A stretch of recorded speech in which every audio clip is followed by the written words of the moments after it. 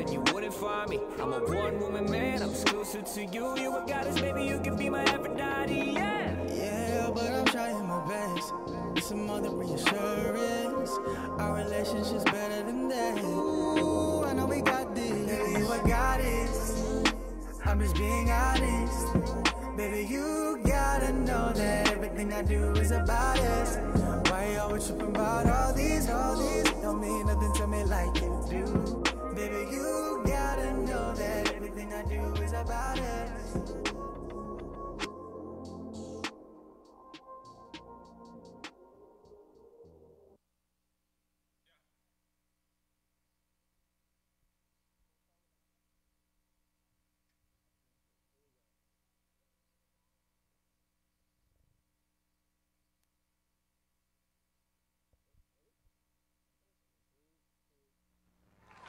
Così uli di sombranzeltemak e zu te saluda antes di niga Ratzalzen malak estrezas durante in todo in memu a nogi distancia como kupugi palu zangiman malak guafi con una sughiairi prepara tu la noce nai banderata gaigi pues atan fanni bandera co esta pagua pumalapa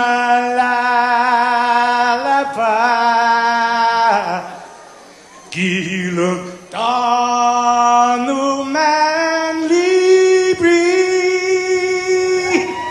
Sentami ti man ko badi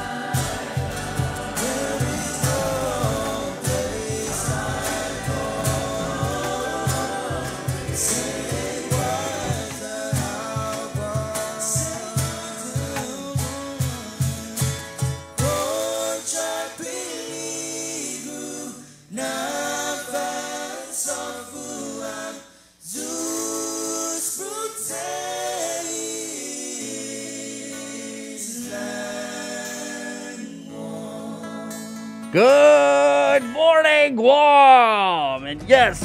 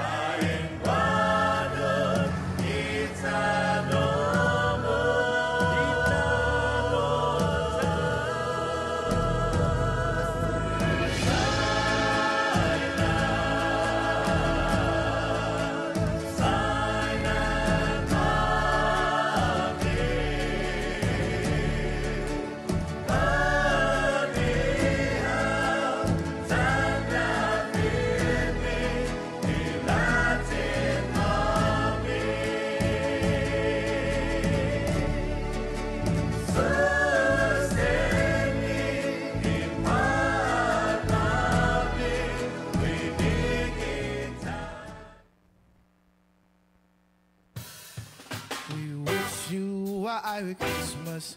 We wish you a Irish Christmas. We wish you a Irish Christmas and a dance hall. We wish you a Irish Christmas. We wish you a Irish Christmas. We wish you a Irish Christmas and a dance hall. What's up, Guam? We're loving off today, and we're coming to you live from 94. Merry Christmas, Guam, Yeah. and a dancehall New Year. We wish you a Irish Christmas. We wish you a Irish Christmas. We wish you a Irish Christmas. That's all. We wish you a Irish Christmas.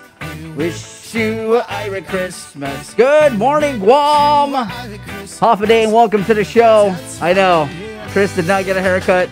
Didn't get short.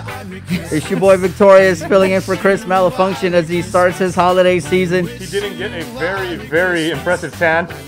Right? Welcome to the show. The link being brought to you by Calvo Enterprises and I-10E. Thank you guys so much and welcome. Happy holidays. It's good to be back on. Bree, you saw us on the show. Good morning, Jason. Good morning. It's good to see you, Vic. Thank you, guys. It's good to be up in the morning. Super Right. early. It's been a minute. You know, Chris, everybody, he's taking some leave to spend time with his family during And the he's holiday okay, season. everybody. I know. Yes. Like people in the comments already, hey, where's Chris? You know, no. Dude just wanted to use his vacation time. He's completely okay. And knowing Chris, he's probably going to jump in the comments and be commenting more than you guys. Right. So we've got Vic in the house, and we also have Andy Wheeler. Good morning, Andy.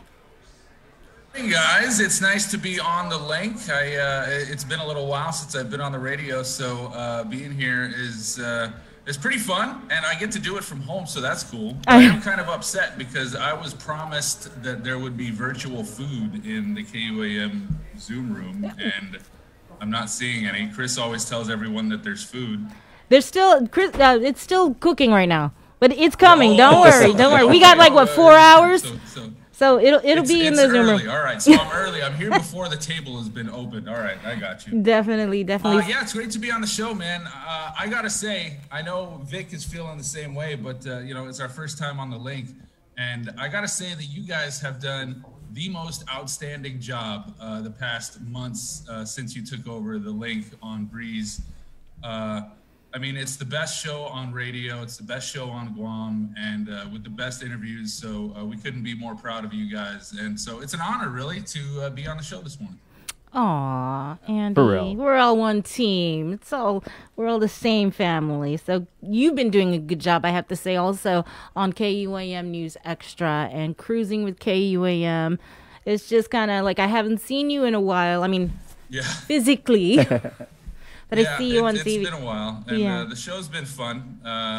Just doing it from home. I gotta stay safe, so we all gotta do what we gotta do. So when Chris decides that he wants to take leave, well, we gotta step up and wake up in the morning. So Vic is there running things, and I'll be here at my house and kind of jumping in whenever I can.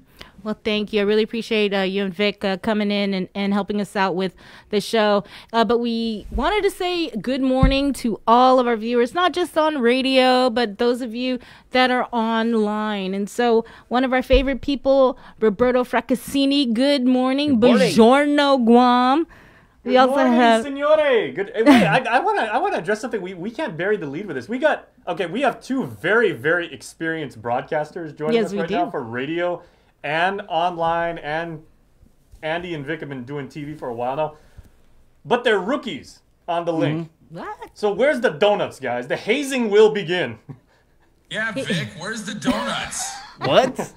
We got delivery services on go. Yeah, you guys were supposed to bring the donuts, man. I tried to call, but they said they won't deliver till like 8, guys. Oh, okay. So All right, your all right. maiden Vic voyage always of has the those link. excuses. Oh, I tried. Oh, something. Yeah. Hey, but you know I what, guys? forgot to I know work you that guys watch day. the show, but we have a amazing online community. You guys are going to get to know them very, very well, probably in very short order. Debbie Davis, our good friend, she's Mama Bear, and she's coming to us all the way from Bardstown, Kentucky. Debbie, good basketball team.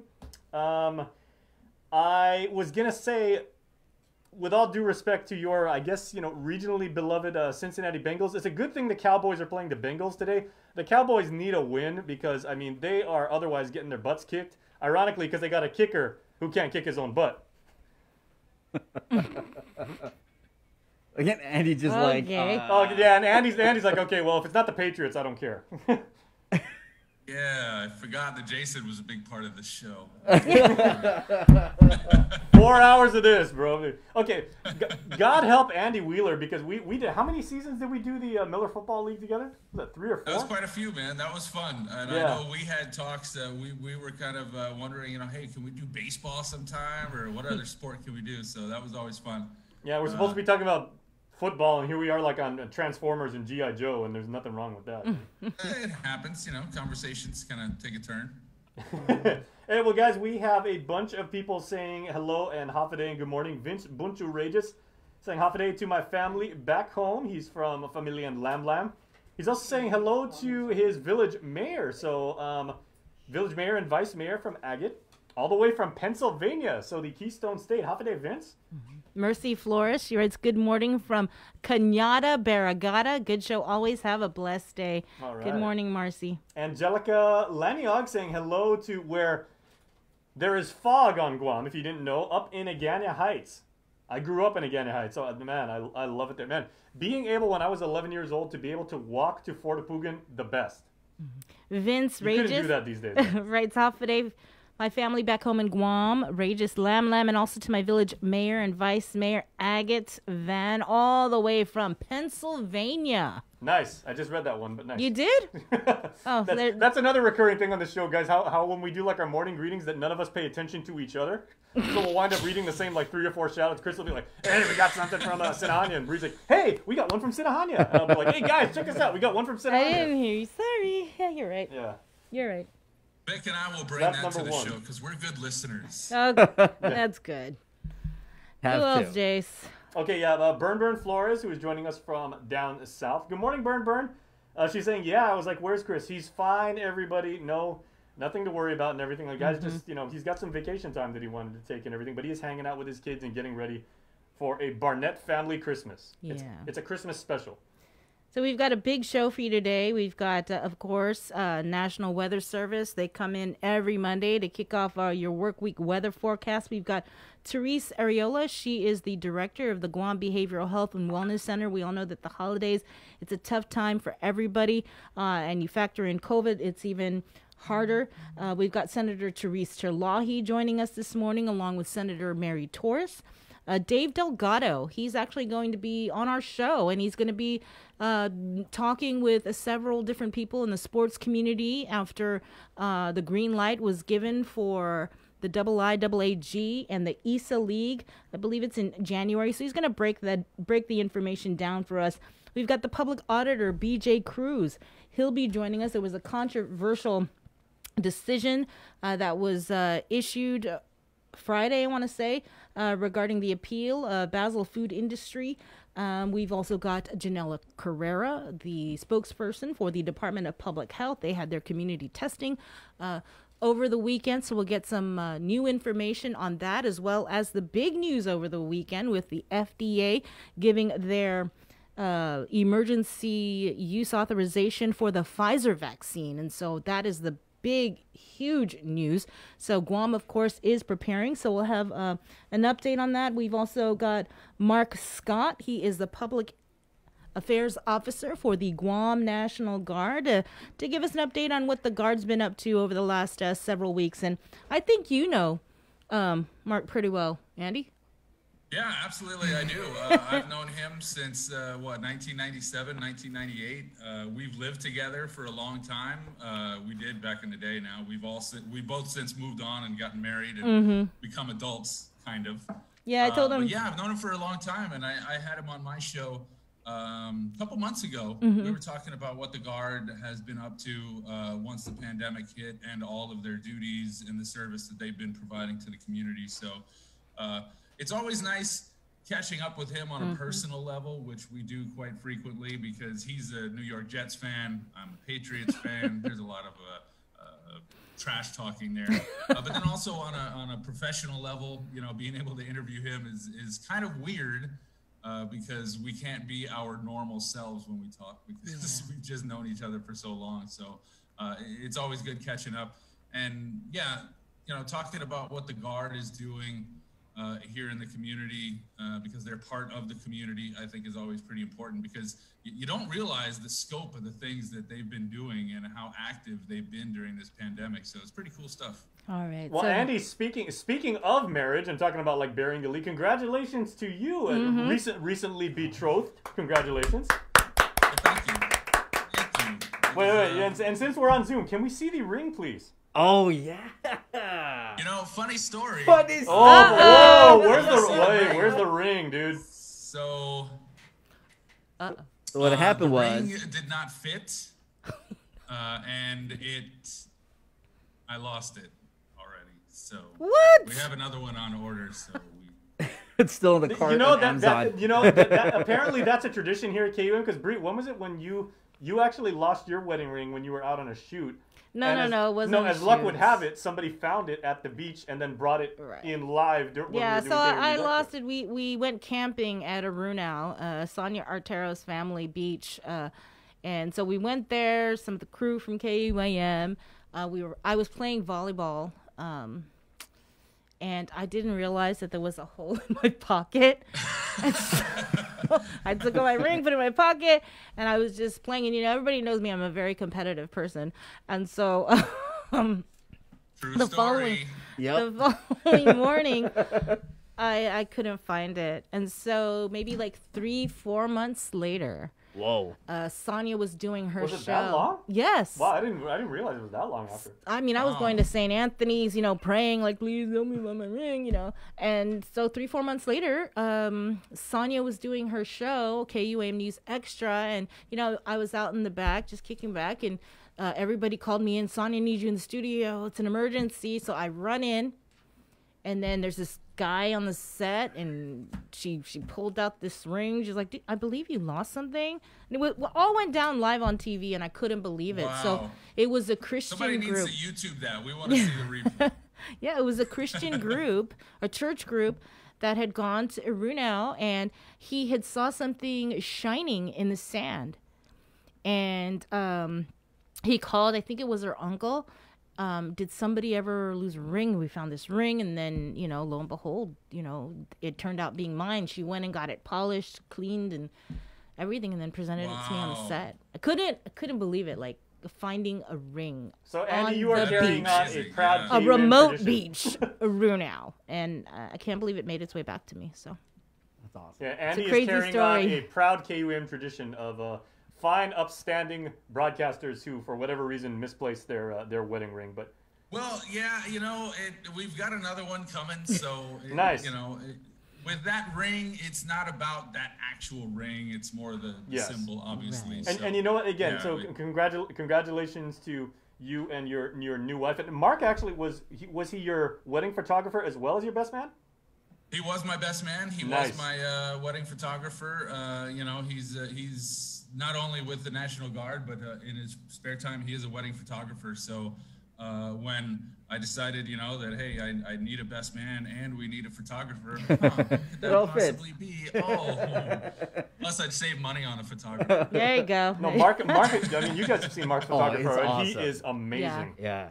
Glad he to have really him on. is. Okay, we got a couple shout outs, guys. Marcy Flores. I almost said Mercy. God, my eyesight is like terrible. At my age. Marcy Flores is saying, guys, please do a shout out to my wonderful husband, Tom. Speaking about wonderful married couples. Oh, hello, Tom. Tom and Marcy, happy to you guys. Happy holidays. Big news from the Bluegrass State as Debbie Davis, Mama Bear, saying, hey, guys, the vaccine just arrived in Kentucky. Congratulations. That's great news. Speaking of news, we do have a whole bunch on the vaccine, so let's just go ahead and get it started. Over the weekend, the FDA gave the green light for emergency use of the Pfizer vaccine as coronavirus deaths surge across the country. To new daily records, Operation Warp Speed expects the first Pfizer vaccine shipments to arrive at more than 600 distribution sites early this week. The FDA gave the vaccine the green light for emergency use over the weekend. Now the Herculean task of distributing the first several million doses is beginning. Manuel Bojorquez reports. The massive effort to deliver Pfizer's coronavirus vaccine to hospitals and pharmacies across the nation is underway. D-Day was the beginning of the end, and that's where we are today.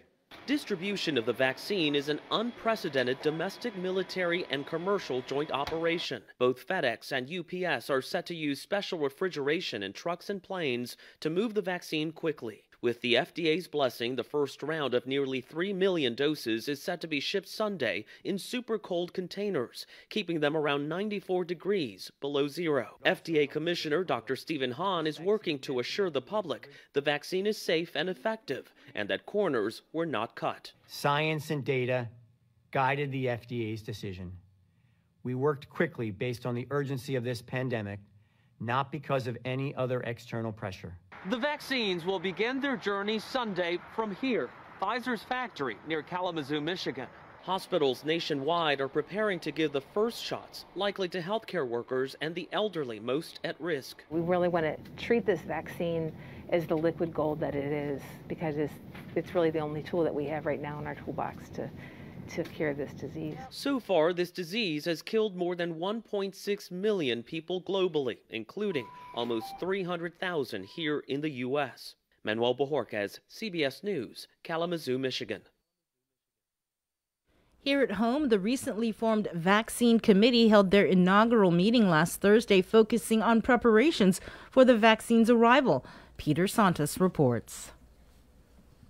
The Vaccine and Antiviral Prioritization Policy Committee, or VAPPC, held a virtual meeting Thursday afternoon to strategize how they'll be distributing the long-awaited COVID vaccine. Public Health's Annette Uggan held a presentation focused on the committee's key objectives, communication and educational needs, estimated vaccine numbers, as well as what groups will be prioritized, and according to Uggan, the focus on ethics will ensure the fair disbursement of the handful of doses Guam will be receiving. We are looking at very limited doses as it comes out. And so how can we basically get the most benefit with these limited doses, as it will take several months for us to get more doses. I mean, there's announcements from the federal government that we're looking until maybe summer that we will have enough of our residents immunized. And while we wait for federal guidance, Uggan says things are subject to change. But as of now, there's a 3-phase plan in place. Phase 1 is very limited doses are going to come out. Phase 2 is there'll be a little bit more vaccines available. And then phase 3, they anticipate sufficient supply for our nation. Because the initial shipment of vaccines is so limited, the committee's first phase will be broken down into sub-phases. Phase 1 will cater to healthcare workers and residents of long-term facilities. 1B will be focused on essential workers, and Phase 1C will be geared towards those with comorbidities as well as the elderly, with the general population to be slowly immunized in the latter part of Phase 2 and 3. And according to Uggan, public health will be sharing the workload with local clinics.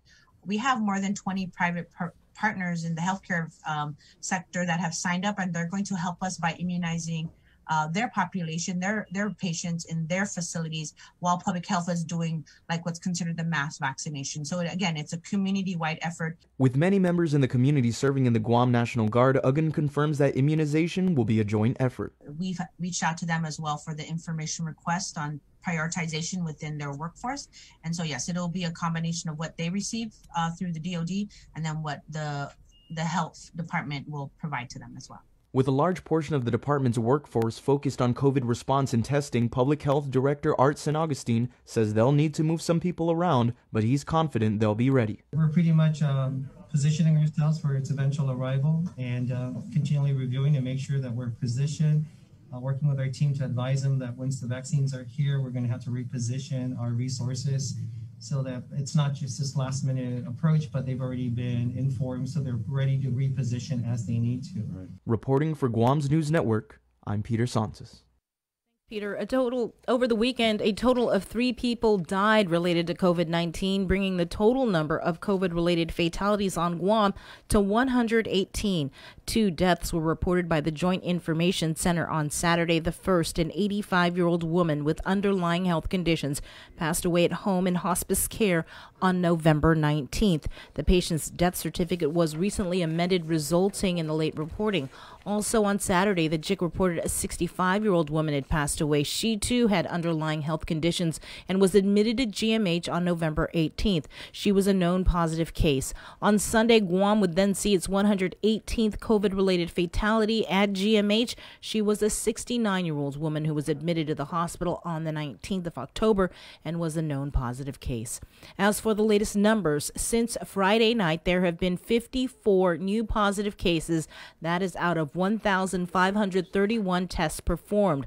Guam's current COVID case count is now 7,106 confirmed cases since March, 575 active cases, and 6,413 recoveries. There are 29 hospitalizations with 7 COVID patients in ICU and 5 patients on ventilators.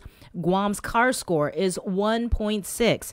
As we previously reported, Governor Lulian Guerrero told KUAM that if we were to keep the CAR score below 5, we could see further easing of restrictions by December 15th. With more news now, here is Tyler Matinani.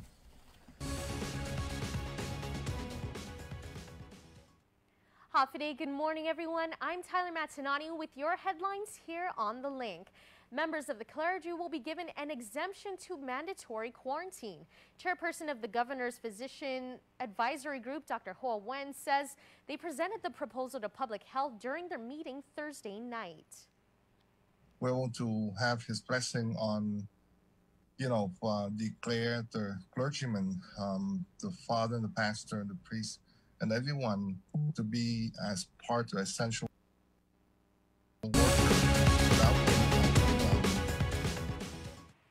Hafiday, good morning, everyone. I'm Tyler Matinani with your headlines here on The Link. Members of the clergy will be given an exemption to mandatory quarantine. Chairperson of the Governor's Physician Advisory Group, Dr. Hoa Wen, says they presented the proposal to public health during their meeting Thursday night. We want to have his blessing on, declare the clergyman, the father and the pastor and the priest and everyone to be as part of essential worker. So that way that when they travel somewhere, that they get back to the island, that they don't have to be quarantined.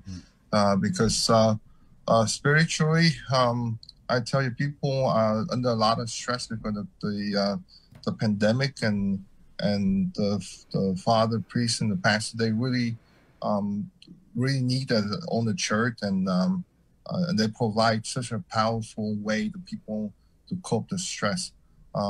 Sometimes more than the physician can do in our job. So I'm glad that the director agreed that they will be essential worker.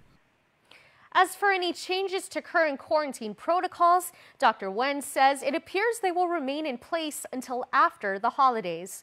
Mayors are often seen as pillars of the community, responding to concerns from their constituents, lending extra manpower and services, and ensuring a safe and fruitful community for each village. And since the pandemic, and the start of the pandemic, mayors' offices have been out on the front lines in coordination with public health and other agencies to help in the fight against COVID.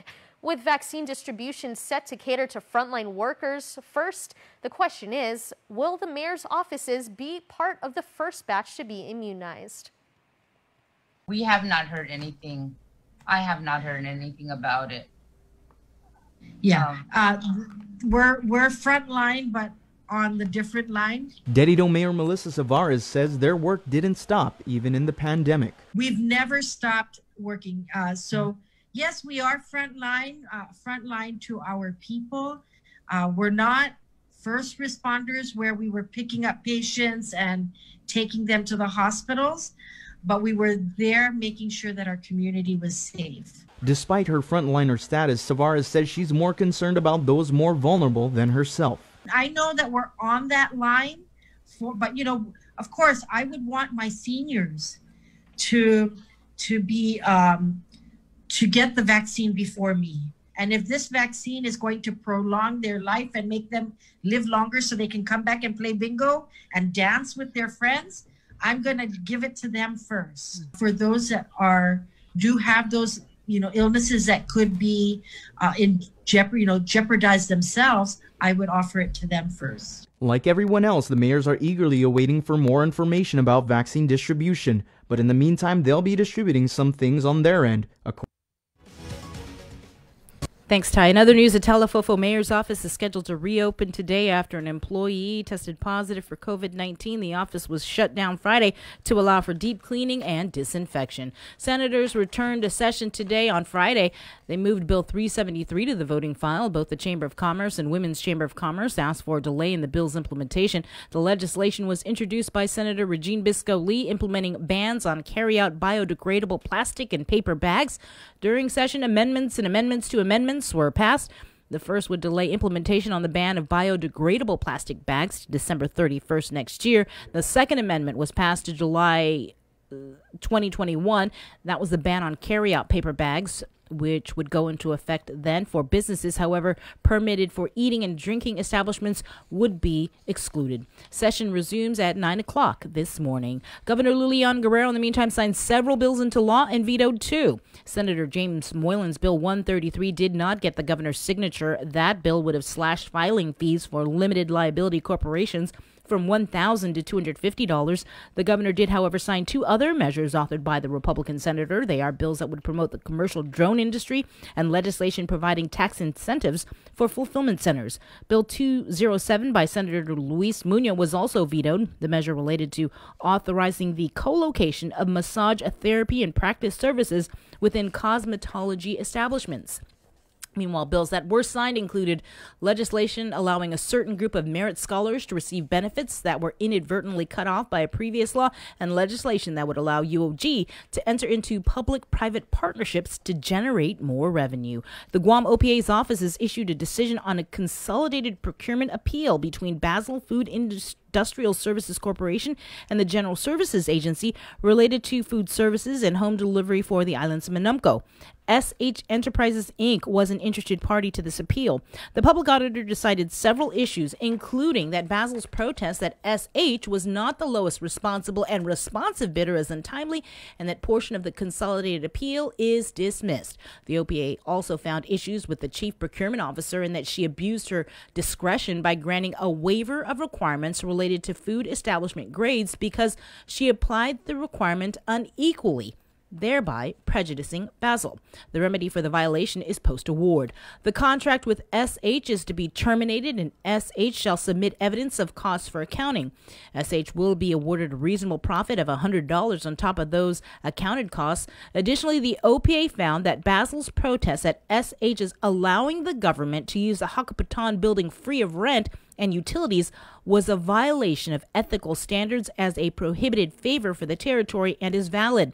The chief procurement officer erred in concluding that it was a charitable donation, which it was not. The public auditor also issued an order to show cause to SH Enterprises on why it should not be suspended or debarred for breach of ethical standards of the procurement law by providing a prohibited favor to the territory. And again, we will have BJ Cruz on our show later this morning to break down this latest report. And we now bring in Brandon Idolette from the NWS with your work week weather forecast. Good morning, Brandon. And welcome to the show. How's everybody doing? Good. Thank you. You're just as festive. Yes, absolutely. Well, I'm actually using my brother's office. We did a little bit of a switch play this morning. And, okay, Brandon, just so for, we got tons of people watching online and everybody. How often do you get confused with your brother? Because it's crazy. You guys are twin brothers. You guys are both into music. Both went to NC State. Both work at the National Weather Service, and both have that amazing background and everything. How often do people are like, wait, are you what? Well, did you suddenly start lifting, or Well, we do have a lot of people get confused when we used to work in the Marshall Islands. For 2.5 years, we worked in the Marshall Islands together at a small weather office, and one of our coworkers worked with us day in, day out. He could not tell us apart even after 2 years. He just like Brandon Landon, or just call us Blandon. We still got a couple people here that get confused once in a while, but we keep our hair kind of similarly short. And sometimes we have a little bit of the 5 o'clock shadow goes into 6 or 7 or 8 o'clock.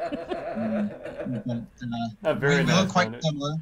And so we still get a lot of people confused. Fortunately, my 2-year-old son, he can tell us apart. He'll call me Dada, of course. But he started calling Landon Uncle Dada. So. Wow. Okay, so I wasn't gonna go like I wasn't gonna ask about like family mistakes and everything like that. But I guess since you brought it up, when you guys were younger, did you ever do, I mean, it's been done so many times in sitcoms where you have like one of you's on a date and you do like the old switcheroo or switcheroo. Well, this one time in middle school, my brother was kind of interested in a girl or the other way around or both ways. And so we called her on the phone on speakerphone. And so he started talking, then he points at me. And so I start talking and then we kind of go back and forth. And then I start talking about my shoes. You see those shoes that Brandon wears? Cannot believe he wears those shoes. And she's like, oh yeah, I can't believe this. Well, the next day later, when she found out, she was a little bit upset. And so that didn't go over very well. But, nice.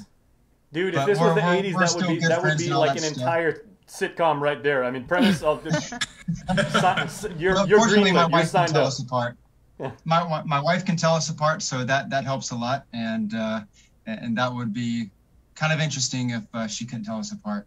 But we have one thing that we've noticed is if somebody is truly interested in one of us, she can tell us apart. It's like well, I mean, he has like carved out a very nice niche for himself here on the link on this show and everything like that. But I've known you for years now, and I've had the pleasure of working with you and everything. But your passion for weather and for keeping people informed is nonetheless, as you guys are like neck and neck when it comes to your knowledge about weather systems and sharing that with the community. So we appreciate you coming on. So what do you got for us today? Absolutely. Well, we've had a little bit of rain today. I know people have been looking at our Facebook page, and we've had some articles about the upcoming meteor shower, which is actually occurring this weekend. It's a Geminid meteor shower. So for today, we've had hydrometeors and we've had astronomical meteors. But right now, if we go to our real look weather window, let's see. Let me swap this camera around. Our real look weather window shows clearing clouds. We've got a nice sunrise going on. Nice. If you see that bright light across the parking lot, that is not Jupiter and Saturn. That is the street light. So that is not the Christmas star. But we're starting to see things clear up a little bit. And so I'll switch you over to satellite real quick as this thing swings around. And looking at the Marianas, we do have a little bit of moisture coming through. And this is just one of those typical trade wind disturbances that bring some showers. No thunderstorms. The moisture is too shallow. These cloud tops are ranging about 10 to 12,000 feet. That's all liquid. We're not seeing any type of icing in that stuff. And then some of these higher clouds, they start wisping off to the east. So not conducive for thunderstorms, just a couple of morning showers. And we're going to start seeing some drying out later on today. And I'll switch over to the other picture. This is the satellite-based platform that looks at the atmospheric moisture. This is the satellites are spinning over, going around the world once per hour. And they're looking at the moisture content of the atmosphere. And right here in the Marianas, you see some of the dark green, some red popping up. That's a little trade wind disturbance that's coming through right now. The atmosphere is squeezing out that moisture, giving us those early morning rain showers. But off to the east, it's much drier, and that is typical of a trade wind pattern. If you look farther south, all this red across Micronesia from Palau, Yap, across the FSM toward the Marshall Islands, that's a lot of deep moisture. And like I said, typical of the trade wind season, where all the moisture is pretty largely confined along and south of 10 degrees north latitude, so encompassing much of the equatorial regions. And we're seeing most of the energy is going into the southern hemisphere. We don't have any disturbances near us, of course, but we're watching some disturbances push through central Micronesia. Chuuk, Pohnpei, they're seeing some heavy rain showers. And down southeast of Yap and Koror, also some more showers and thunderstorms.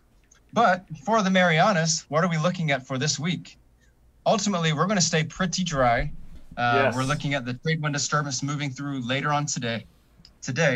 And there's not much rainfall this week. I'm looking at some of the models. I like to compare a lot of the computer models and just to see what they're showing us.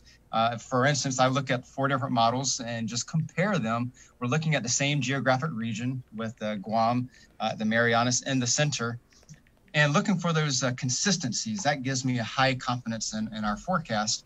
And right now, all the moisture is staying south of the Marianas. And so we're going to stay largely pretty dry. We're looking at maybe a 1/2 inch to 3/4 of an inch of rainfall total for the next 7-day period. So that's pretty dry. Typical trade wind pattern. But one thing else that is notable, let me switch over to this. You'll see a lot of colors. The red is very weak winds. And then where we see some green, that indicates stronger winds coming down toward the Marianas. We're watching a cold front that's coming off of Japan right now. It's going to move southeastward into the central Pacific. And eventually, it's going to cause our winds to increase across the Marianas later this week. So right now, sea conditions, we're seeing combined seas of 5 to 7 feet, generally an easterly trade wind swell. And those seas will gradually climb up through the week as those surface winds increase out of the east-northeast. We could see winds coming up to about 20 to 25 miles per hour later this week. So if you have any outdoor plans to go to the beach or anything, keep that in mind. Seas and winds will be increasing by the end of the week. And right now, we have a moderate risk of rip currents across the Marianas, mainly on the east-facing reefs. But that rip current risk will probably shift to high, becoming very dangerous. So probably Friday, Saturday, into Sunday might not be the best time for doing any type of beach activities, especially where you're exposed to the winds and the easterly trade wind swell. That would be for Guam around Ritidian Beach, down around all the east-facing side of Guam, and then possibly some of the farther west points of Guam near Apra Harbor. You're going to be a little bit exposed to those winds, and so those seas will be fairly choppy later this week. But that's what I've got for you. Increasing sunny today. The morning showers will be decreasing over the next several hours, and then a dry week becoming breezy later on in the week. Good weather. So, Brandon, I got to ask, man, because I'm looking out the window right now here in our studios, and, I'm looking out at Harmon Loop Road, and it seems like the clouds are almost literally on top of us. The clouds, for some reason, seem very, very low today. Does that mean anything at all? Right. Well, we do see the cloud bases change a little bit, a couple hundred feet, depending on what that low-level moisture is. And so right now, the low-level atmosphere is very moist, and it tends to bring those cloud bases down. And especially for people who live kind of in the higher terrains in Petey, Mount Chachao, Nimitz Hill area, you're almost scraping those cloud bases. And sometimes when it's been pretty heavy rain, we might see a little bit of fog on some of the higher elevations. It doesn't happen very often, but when we get these cooling rains, especially the early morning showers, that does happen. Well, Brandon, I got, you and your twin brother, Landon, do fine work over there. I got one of my brothers from KUAM here, Andy Wheeler. If you guys want to be triplets, I think Andy could pass for like the third Aidlet brother. So, Andy, you got any questions? And Andy's always been intimately, interested in the news and with the weather. Well, that would kind of fall apart, and people would be onto the scheme as soon as I started talking, and they realized I'm not even close to being as smart as these guys. So I'll leave them to the weather and the actual knowledge of things, and I'll just sit here and look pretty. People would tell us apart with the glasses, so we either have to wear thin glasses or agree on we'll just get some of the reading glasses, or just all go contacts. So no snow. Not this year. Not this year. Darn. All right. Well, thanks a lot, Brandon. Great job, by the way. Thank you. Good to be with you. Tell Uncle Dada we said hi. Sure will. Hey, happy holidays to you and the crew over there, man. We appreciate you coming on. Fine job. Thank you. Merry Christmas. Merry Christmas. Well, we're going to have more on the link after the break. Stay tuned, everybody. Holiday federal employees and annuitants, the open season is here. Calvo's Select Care offers a comprehensive on-island network, including GMH and GRMC. Our off-island provider network stretches across the Pacific, plus our partnership with United Healthcare provides over 1 million providers throughout the continental United States. Calvo's Select Care, healthcare that's always there for you. Federal employees and annuitants, enroll today.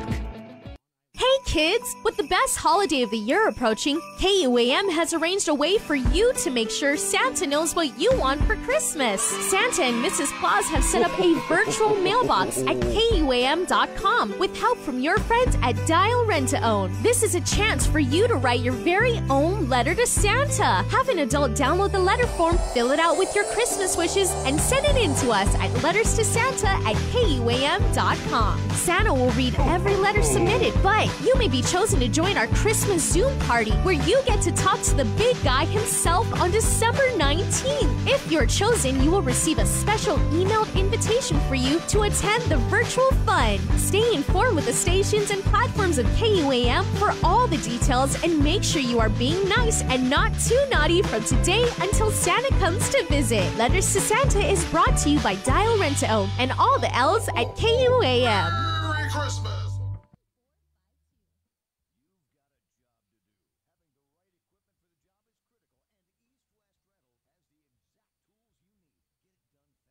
Let's get merry during the most wonderful time of the year by making spirits bright. KUAM and its community partners, McDonald's of Guam, Coast 360 Federal Credit Union, Office of the Governor, Island-Wide Beautification Task Force, and the Guam Museum want to highlight your decorations and lights by flooding the social media pages of KUAM with your videos and photos. Finish your holiday setup, snap a few shots or video of your delightful display, and send it to us through social media or email them to promotions@KUAM.com.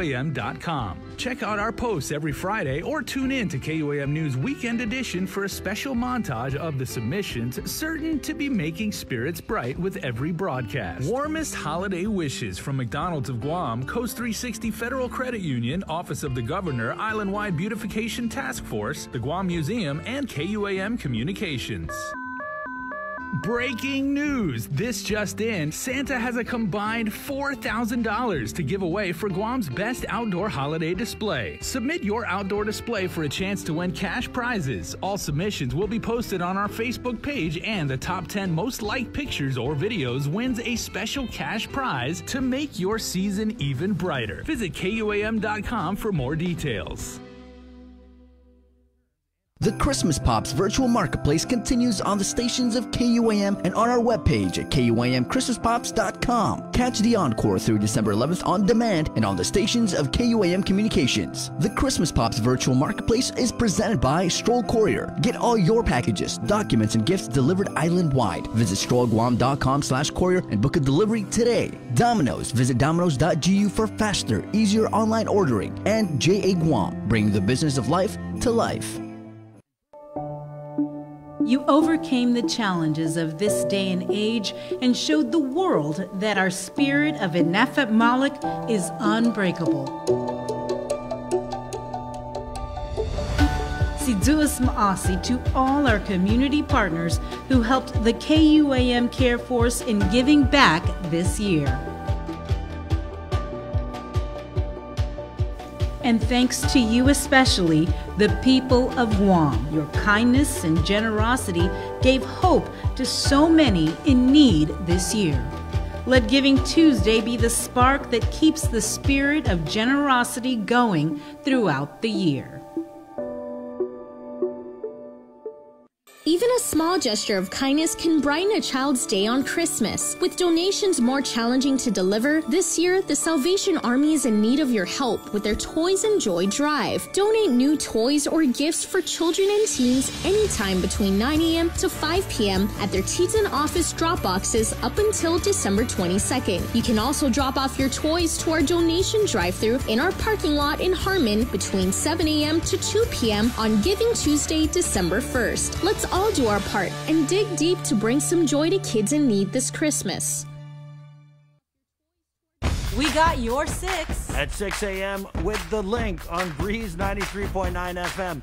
Bree and I connect you with all the latest news and information you need to know to start your day. Then check back with Guam's news leader at 6 p.m. for the day's top headlines with KUAM News Primetime. From 6 a.m. to 6 p.m. and everything else in between with KUAM Digital, we got your 6.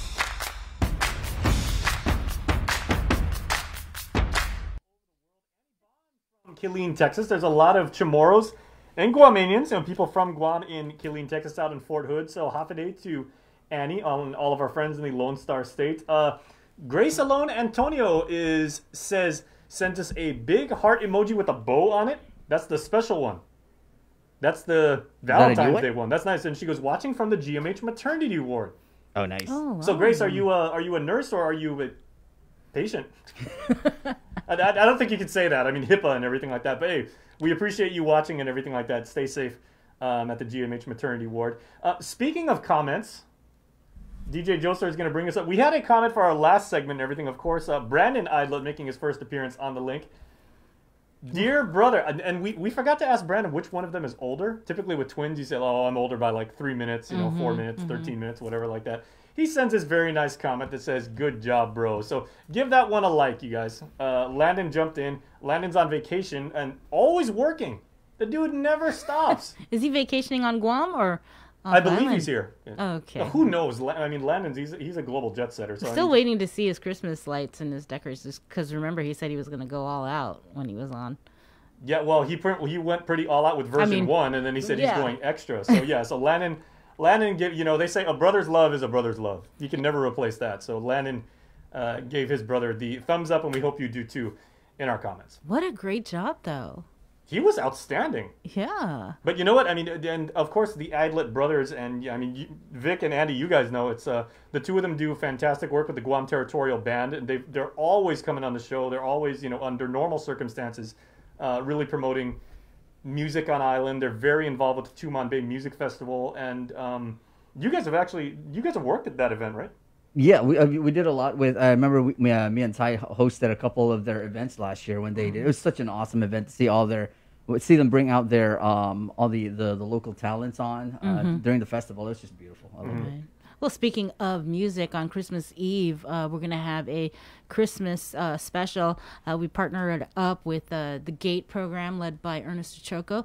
So he's assembling several talented kids from Guam schools, and then we also have some talented musicians that are going to be helping us out with the show. We've got Jesse and Ruby who will be performing We on the finally program. got Jesse and Ruby. Yeah, I have been pushing you for years to get Jesse and Ruby, and every time I see them out there, it's like, hey, Jesse's, hey, boy, how you guys doing? When can we come on the show? I was like, hello, sir. Well, I took over kind of helping out with the show, Okay, and now- so now they were technically- the local music mashup, but I really wanted to do something special and Is he instead your feature blood them. uncle, or do you just call him uncle out of like a respect thing? Like Well, your families were close. The thing is, Jesse's from Agate. My mom's from Agate. My mom managed Jesse when he was in a band long time ago, and it was called Manifestation of One, or something like that.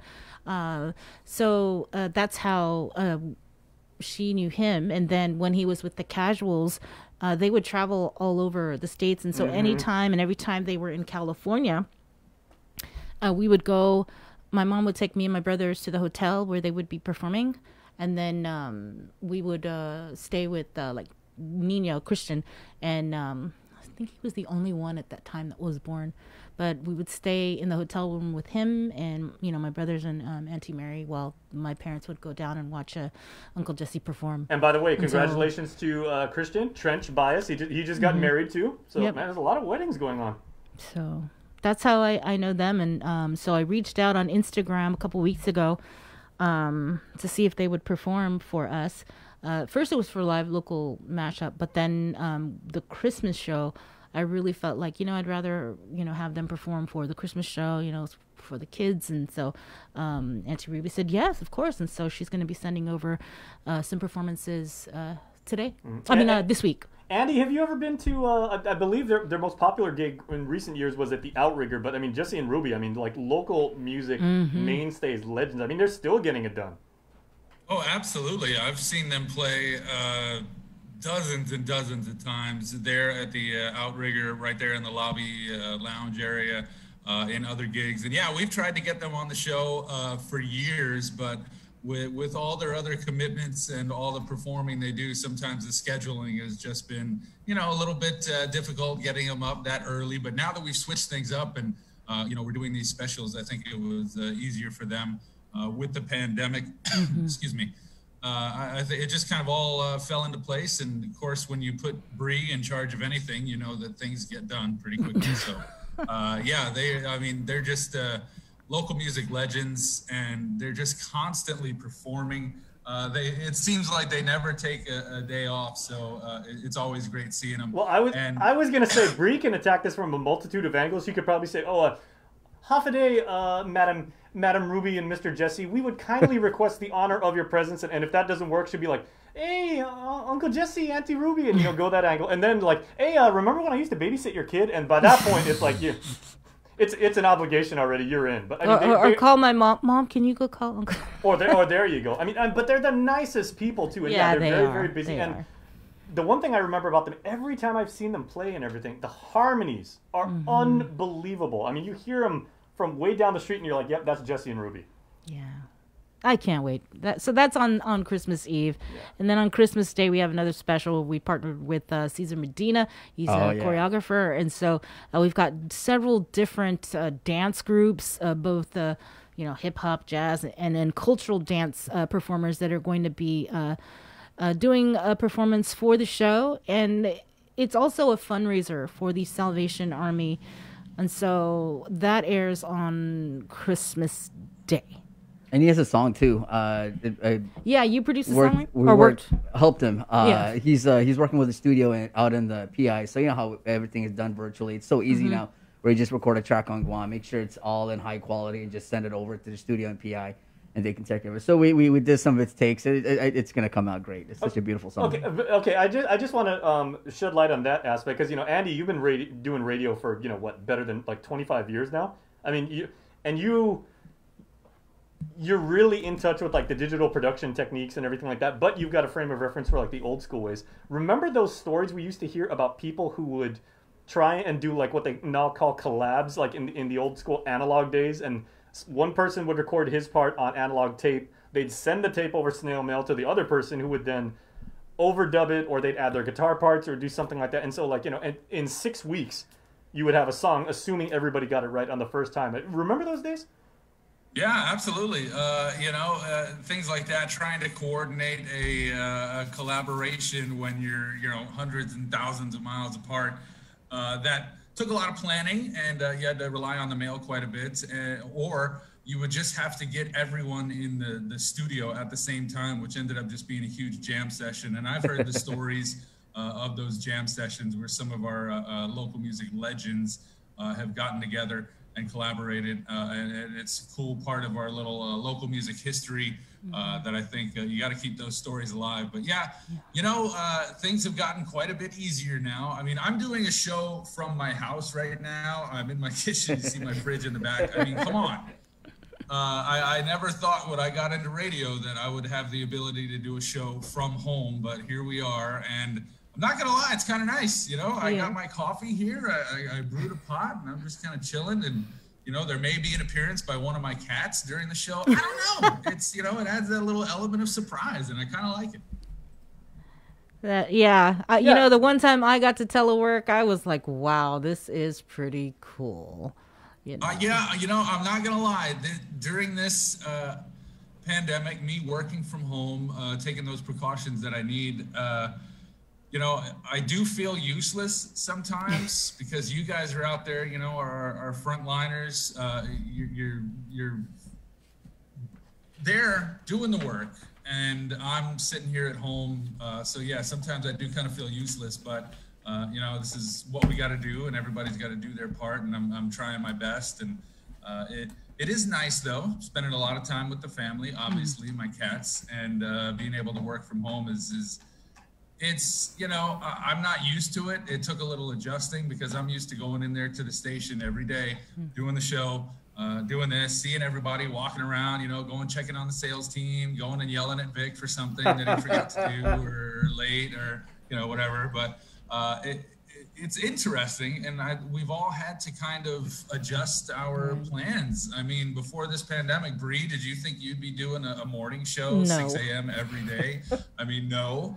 It just kind of happens, and you know, it speaks to the team that we have there at KUAM, that when these opportunities arise or when there's a need for something, everybody steps up, and not only step up to kind of do it. I mean, we excel at what we do, you guys especially. So I think it's, you know, it's just an evolution of the media, the business that we're in, and the fact that people need the information, and being able to bring that to them. And even the music, you know, it's all part of it. So kudos to the team.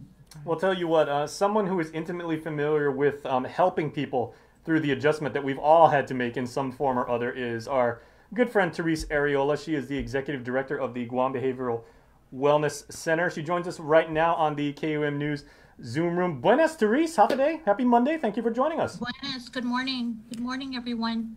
Morning. It's a Monday. It 2 is. weeks before Christmas. Yeah, 2 weeks. And, you know, around this time, it's usually busy for the Guam Behavioral Health and Wellness Center. I can only imagine, you know, you couple that with what we're going through with the pandemic. So, Therese, if you could just kind of give us an update on how things are going for you and your staff over at your agency. Thank you very much for asking. We're doing well. We have been open. We're one of those essential departments have been open and never closed during the pandemic. That's what we're here to do. We're here to serve and help people through their difficult times.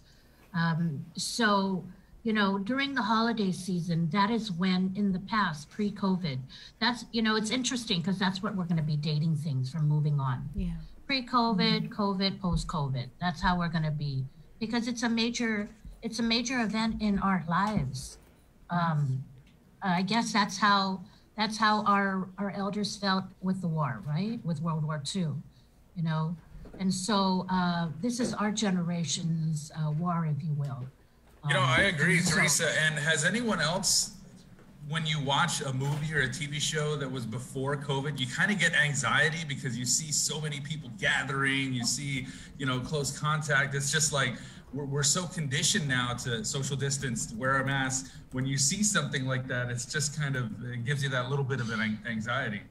You see that when pictures go around on WhatsApp, and so you start questioning them. When was this? How come you guys aren't masking? And then they have to always put a tagline. Oh, this was last year. Okay. Mm-hmm. Then everyone's like, sigh of relief. But yeah, we're kind of paranoid in that sense as a community, right?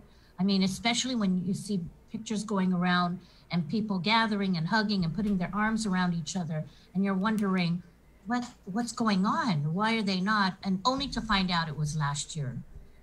Or something like that. So especially when pictures start going around about reminiscing of last Christmas. Yeah. And so we're in the Christmas season, so you see pictures of Christmas trees in the background, and you're panicking because why are they gathering during Christmas time right now? But only to find out it was last year. And people, that's part of coping, right? People are sharing and reminded that this will happen again. The putting their arms around their loved ones, gathering around the Christmas tree, taking a picture, gathering around the holiday table and eating is all going to happen again. And that's the sense of hope that it's what really the holiday is all about, COVID or not. Christmas is about the hope and the anticipation of the coming of Christ. And I'm not trying to be religious, but it is religious. When you say Christmas, it's because Christ was born. Thus the word Christ, Christmas. So you can't help but, that hope and anticipation about a baby being born, right? So, and it's so wonderful and timely because that's what our people need. What they've been needing since March, the knowledge of knowing that this will pass one day. We just need to bunker down and be healthy and be good to one another, and this will pass. And we are there now. I don't think everything is, people who know me know that I always say things are purposeful. And so the talk of a vaccine during December is not by accident. It's the hope that people needed. It may not come in December, or it may, the first dose or the first, we get our own allotment, if you will, right? Allotment from the states, from the federal government as it comes down, as all the states and the territories receive their allotment, their share of the vaccine. We're going to get, or we should be getting, if it's not here already, our first allotment, if you will, of vaccine. And so that's the sense of hope that our people need. They've needed since March. And so we're here we are today. We're in the Christmas season, and those of you, especially KUM, great partners to getting the word out. That during this time you would probably have Guam Behavioral Health, myself in talking about the crisis hotline, because pre-COVID, we always talked about how the crisis hotline is here for the people of Guam with regards to the holiday blues, which is truly is something. I wanted to ask you about that, Teresa, because we've, as you said, in the media, as long as I can remember, it's always been talked about, the holiday blues, holiday depression. Where exactly, I'm sure studies have been done, but where does that come from? What is it around the holidays that causes that depression, those blues that people are suffering? Well, it's definitely comes from the fact that during the holidays is a time of gathering, a time of coming together with family and friends. And so those people who throughout the year have been feeling lonely or depressed, that has a heightened experience during the holiday season, because maybe they already feel lonely in March, April, May, pre-COVID, of course. And so maybe they're going through a depression or anxiety already about something in their life. And so the holidays always reminds us how if you're already feeling like you're lonely, how lonelier it can feel and be. It does amplify it, like when you're single and all you see is couples everywhere, happy couples. You're just like, well, now I feel even lonelier. So is it just kind of that amplified a little bit? It is that amplified because the season is about gathering, a lot of love and a lot of coming together. But, you know, whether you're single or not, you know, there's somebody out there who cares. And if you happen to be one of those people that have no family on Guam, who found themselves probably on Guam for work and they have nowhere to go, you got the work environment, and then to make matters worse, because we're in COVID, that is even gone. So you have people who felt the holiday spirits in their workplace.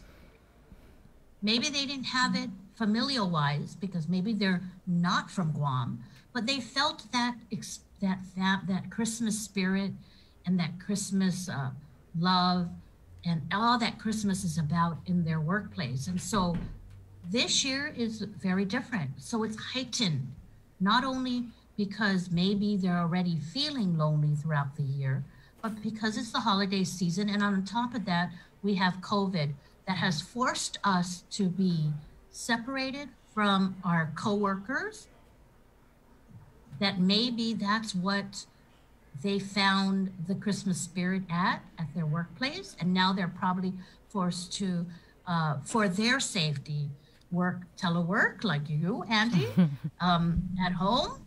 And so, you know, that the little, where they receive the Christmas spirit has been narrowed or completely taken away, if that's where they're getting that feeling of Christmas spirit in the workplace. And so COVID has taken that away. And so normally you would have me talk about, you know, the crisis hotline, or in the past it's called the holiday hotline, if you recall, called the holiday hotline. And for listeners out there, again, 647-8833, 647-8833. And that has turned into a crisis. I mean, it's always been a crisis hotline number, but in the holidays, we call it the holiday hotline, because that's when I would go on the radio circuit. You'll hear a lot of hyped advertisement about the holiday hotline being available for people who are feeling the holiday blues, and to make sure people knew that they're not alone. But since March, the crisis hotline, which is the same number, has been well known, or gotten to be well known to the people of Guam. And those of us at the department who have we're okay with that, because that's what we're here to do. We're here to serve.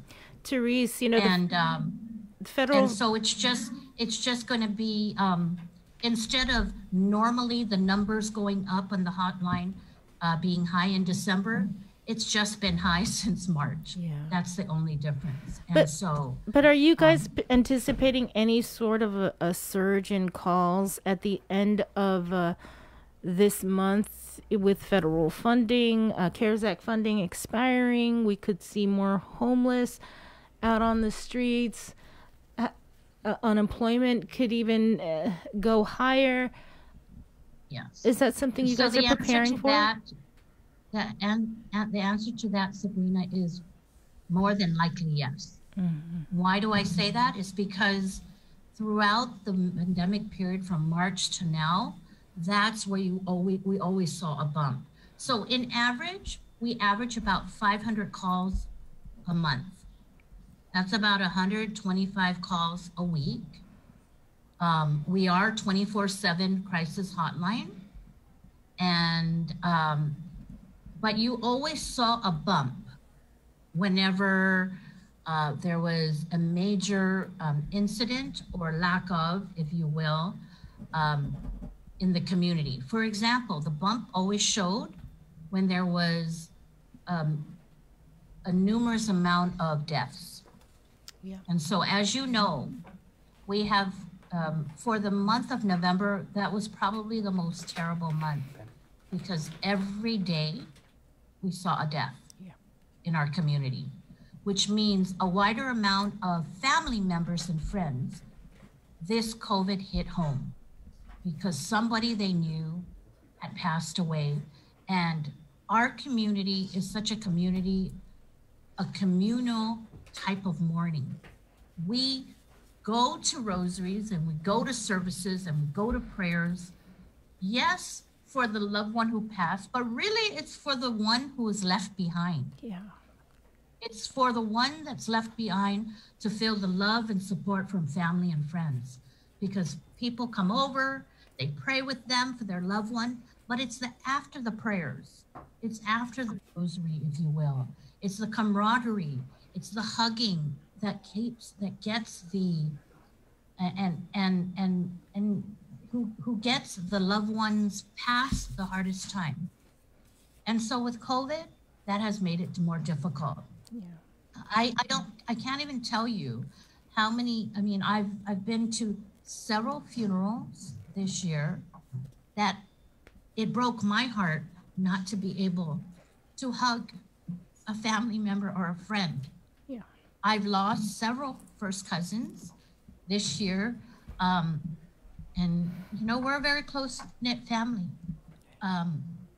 Unfortunately, it was not regarding COVID, or at least one isn't, one was and one wasn't. So the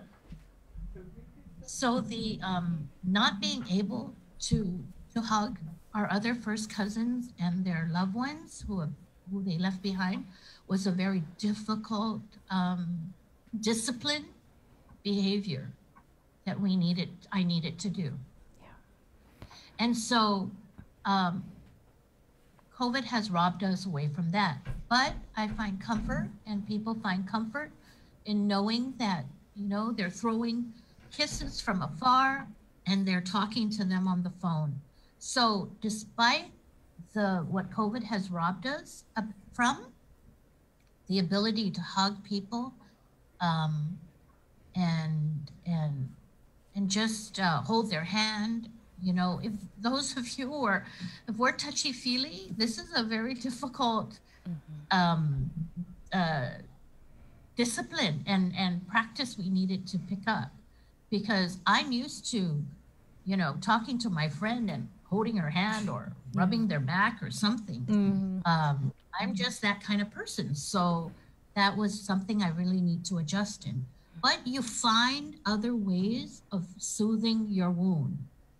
You find other ways, and other ways such as being able to hear their voice or talk to them, or sending them a card and start expressing your feeling in writing. You know, I know a lot of people who've gone back to journaling during this pandemic, writing their feelings down, right? And so the spike is definitely something that we're going to be expecting for several reasons. On top of what people are going through, we got the holidays. So since the spike pre-COVID always happened to the holidays, then we expect it to be higher than about an average of 125 calls a week, number one. And so, Andy, you mentioned, you know, the stimulus money coming to an end. We always saw that. In the beginning, that's where the spike happened. You had a lot of calls. We received a lot of calls. Even though we're the mental health and behavioral health line, we received a lot of calls about the programs, the federal programs. Where's the money? When is it going to come out?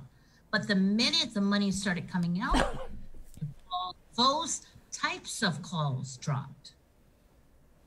But an average of 125 calls regarding depression and anxiety is still prevalent. So we do expect a high number of a surge, if you will, during the holidays, because that's what we expected pre-COVID. And that's Teresa, really... you know you know, obviously you are there at the department, and so you know that all of these things are in place to help people at least just talk. And I think one thing that maybe you need to deal with, or people out there that are suffering from some kind of holiday blues, is kind of getting over the mamala factor and asking for help, because everybody knows that the hotline is there. Everyone knows that the programs are in place to help them just to talk or, you know, let it all out. But helping people get over that, like, oh, I don't need to, no, I can get through this. What would you like to say to people that maybe, oh, I'm hesitant to call because, oh, I'm tougher than this? There is that. And because of the surge since the pandemic, I can tell you, Andy, that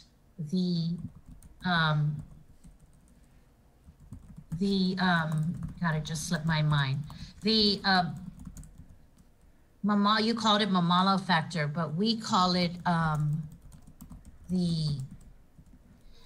it just slipped my mind. I'm so sorry. The idea of calling and seeking help has decreased. So the stigma, the stigma of calling the crisis hotline and getting help has definitely decreased, because you have a surge of people where we used to have an average pre-COVID, not including the holidays, December or Thanksgiving to the New Year. We had an average of 25 calls a month. That's like less than one call a day. Yeah. So the fact that we have now an average of 500 calls a month tells us that the stigma has greatly been reduced. Now, but there is still a lot of people out there that probably hasn't accessed our services. And for those few people maybe who are out there saying, you know, I'm a proud Chamorro, I'm a proud Islander, I don't need to call, I can handle this. I say there is no one everyone needs somebody at a given time in their life to help them navigate through difficult times. You show me one person who can handle things, and I'm going to say that's probably a 1 in a million, because even the one who is soloing navigation is probably looking at a higher power, which means they still needed to turn to somebody. And that's always wonderful. I'm very religious, and I feel that prayer is the one that got me through this difficult time. But I tell people who are having a hard time calling Guam Behavioral Health to talk about their anxiety or depression, this: if you're okay with going to the doctor, if you break an arm or break a leg, we don't think twice. Oh, go to the doctor, go to the regular medical doctor. This is just another type of doctor, somebody who can help you navigate your feelings and your emotions. And so if people need to just not think too much about the type of doctor you're going to or the type of services you're getting. We just need to kind of not think about the type of doctor and just tell yourself, well, if I can go to my doctor so-and-so when I have a cold or a sore throat or broke my arm, then there's no harm in calling somebody to talk through about my broken heart or what's going on in my head, what I'm thinking about. And so I tell people that everyone needs somebody to talk to at a certain period of time of their life. And Guam Behavioral Health is here to let people know that you're not alone.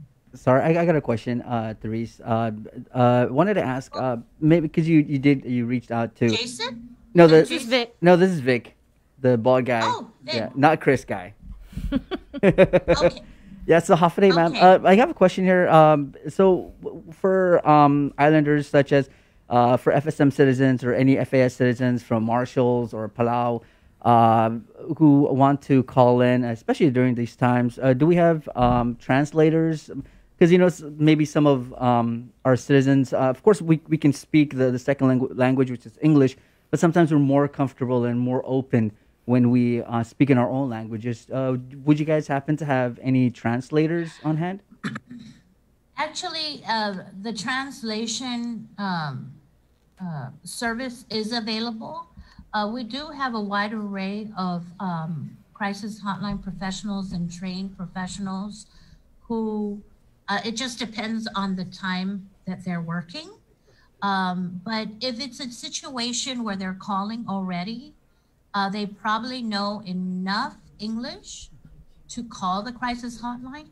And if there's a difficulty of talking through their issues, we can always have a follow-up call come to them. So they could actually call and set up, hey, I'd like to speak to someone fluent in my native language, and then that person can get back to you. Yes, translation services is available, but really it depends on the time they're calling, because there might be somebody who's working the crisis hotline operations who has that second language already, and they might be able to just share among the crisis folks, hey, I have somebody who would rather, English is definitely their second language, and can somebody help them? And that could be passed on right away. Or if there isn't somebody, I'm sure that there was enough English to find out whether we can call them back. And so that can always take place. But I hope that that's the case, Vic. I hope that the citizens of the FSM community does take advantage of, because they are among the most vulnerable. And so there has been quite a bit of, as you know, deaths, and a lot of them come from the community. Deaths or illnesses, right? So even if somebody has not died, but there's an illness in the family, and as you know, many citizens of FSM, they live together, multi-generational, just to get by, just to survive, because it's more cost effective for them to live together than each individual family household renting. And so even if somebody was sick in that family, that takes a great toll. How do you isolate in a very small apartment or a very small home when multiple generations and multiple families are sharing a home? And so that may cause great anxiety. That may cause some people to be separated, put in the isolation facility. And they're not used to that. People are not used to that. People are used to caring for their loved ones, right, in their home. But this virus is one of those that, if anything, one of the greatest symptom or greatest issue about this virus is it distances us from our loved ones. To me, I call that just part of it's part of the disease, if you will. Teresa, I wanted yes, to follow up on a few things. When we last spoke, we talked about the group home and how it's been cleared. Has there been any other positive cases over at your agency? No. Oh, okay. No. I can tell you we have less in the last 9 months, because it's December and this started in March. We have only had a handful, and I say literally a handful of employees who were positive. And majority of that they caught outside. And because Guam Behavioral Health, with the exception of very few specific job tasks, like our security, like our nurses, like our psychiatric, people who take care of our folks in our homes, and our crisis workers who have been open and handle crises coming in every day. Besides them, we have been majoritarily in telework at home. So we have had the advantage, unlike some fellow departments who it's difficult or they just can't telework. So number one, Guam Behavioral Health's advantage is that a lot of the things we do we can telework. Telecounseling, all the counseling happens, most of the counseling happens. Just recently, we've opened it up to appointment by appointment, but it's so restricted. That's one thing that we really got down pat, really down in the early days. It's hard to get into the building. Not a single employee can get into the building unless they're cleared by myself or the deputy. So you could be an employee and flash a badge to this to our security. They won't let you in. You could be a coworker. You will not be in unless you are on the list for that day. And so we have been fortunate enough to have just a handful of folks who have been ill.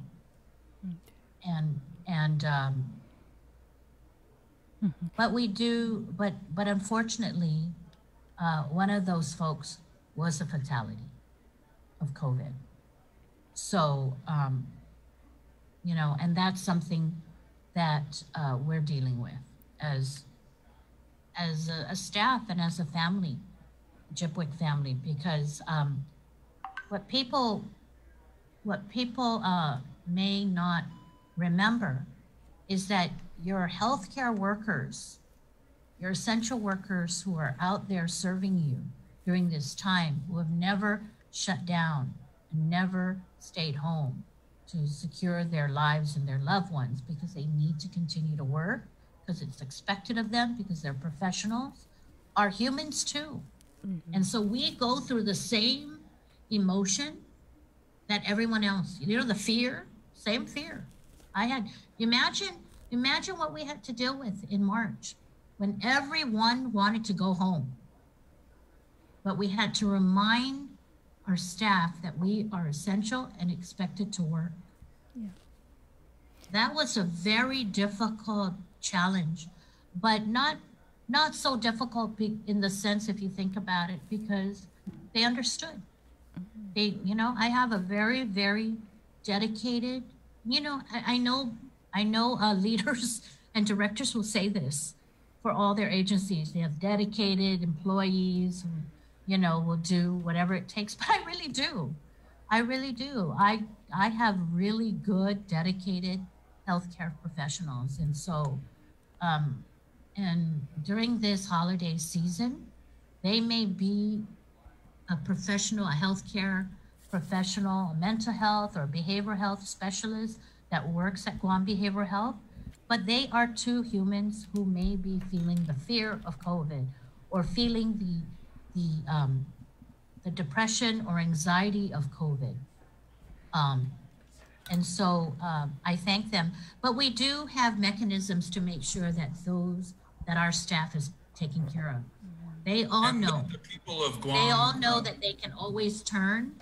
We have like a peer support group in the event that they need to talk to somebody. The people of Guam, like I said, appreciate the fact that your team is there. Throw out the number again for the holiday hotline. 647-8833, 647-8833, or 4. But 33 is the main number, and it'll just go into the next number. And it's 24/7. So during this holiday season with COVID, the pandemic, it's totally understandable. COVID or not COVID, Guam Behavioral Health is here for you during this holiday season. And we want to remind everybody that this is a season, yes, that brings out a lot of anxiety, but it's also the season of hope. Okay? And for many reasons, the hope of the coming of the baby Jesus that we all celebrate this season about. And it's also, there's a lot of good things coming down the pipe. We already know that vaccine is on its way, and several types of vaccine, 2 vaccines.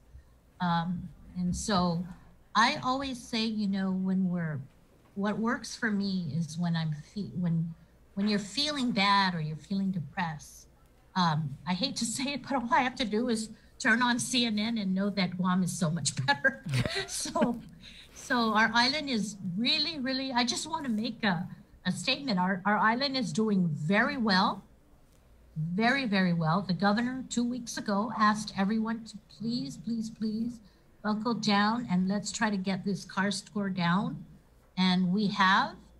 And so in that vein, we know we can do it. Right. We know we can do it. And so there's a lot of hope in the air. Mm-hmm. Spring is around the corner. Christmas is coming, despite the fact that the possibility today, the governor is going to be making some announcements, and that's probably going to be alleviating some or removing some restrictions. Mm-hmm. We always have to see that there's always something to be thankful for every day. I'm thankful this morning for being able to wake up and know that I'm okay. Yeah. And that I have a 7 a.m. Zoom call with you folks, and we can talk. Well, we thank you. There's always something to be thankful for. Well, thank you so much, Therese, for taking time to come on.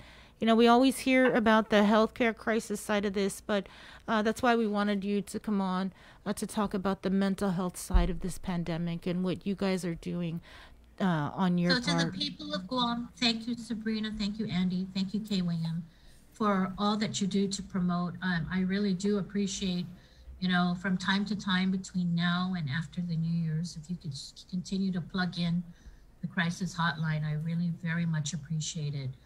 I just want to again wish you all at KUAM a very Merry Christmas, a very safe and Merry Christmas. And to the people of Guam, if you're feeling any anxiety or depression during this holiday season, whether it's holiday related, COVID related, or non-COVID related, you are not alone. Guam Behavioral Health is here. And even during Christmas, our crisis hotline will be there. So somebody is there to always talk to you. And so please take advantage of it. We're here to serve, and that's what we're here to do. And so thank you very much, and know that you're not alone. We're here to help. Thanks, Therese. Merry Christmas to you. Thank you very much. Merry Christmas. Have a safe one, everyone. You too. Have a good week. You too. Again, that number is 647-8833. We're going to head into the break, but we're going to do the Cover Me performance by Joy James Atta. This is sponsored by Burger King, and we're featuring, again, a local artist. Hafide, my name is Joy Atta, and from my family to yours, I want to wish you a very Merry Christmas. Whether you're watching from Guam or you're tuning in from somewhere around the world, I pray that you are safe, that you feel loved and cherished, and that this Christmas is an amazing season of celebration for you and your family. Merry Christmas.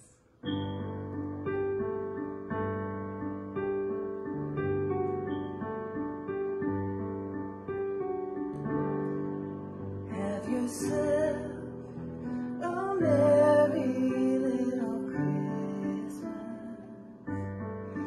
Let your heart be light.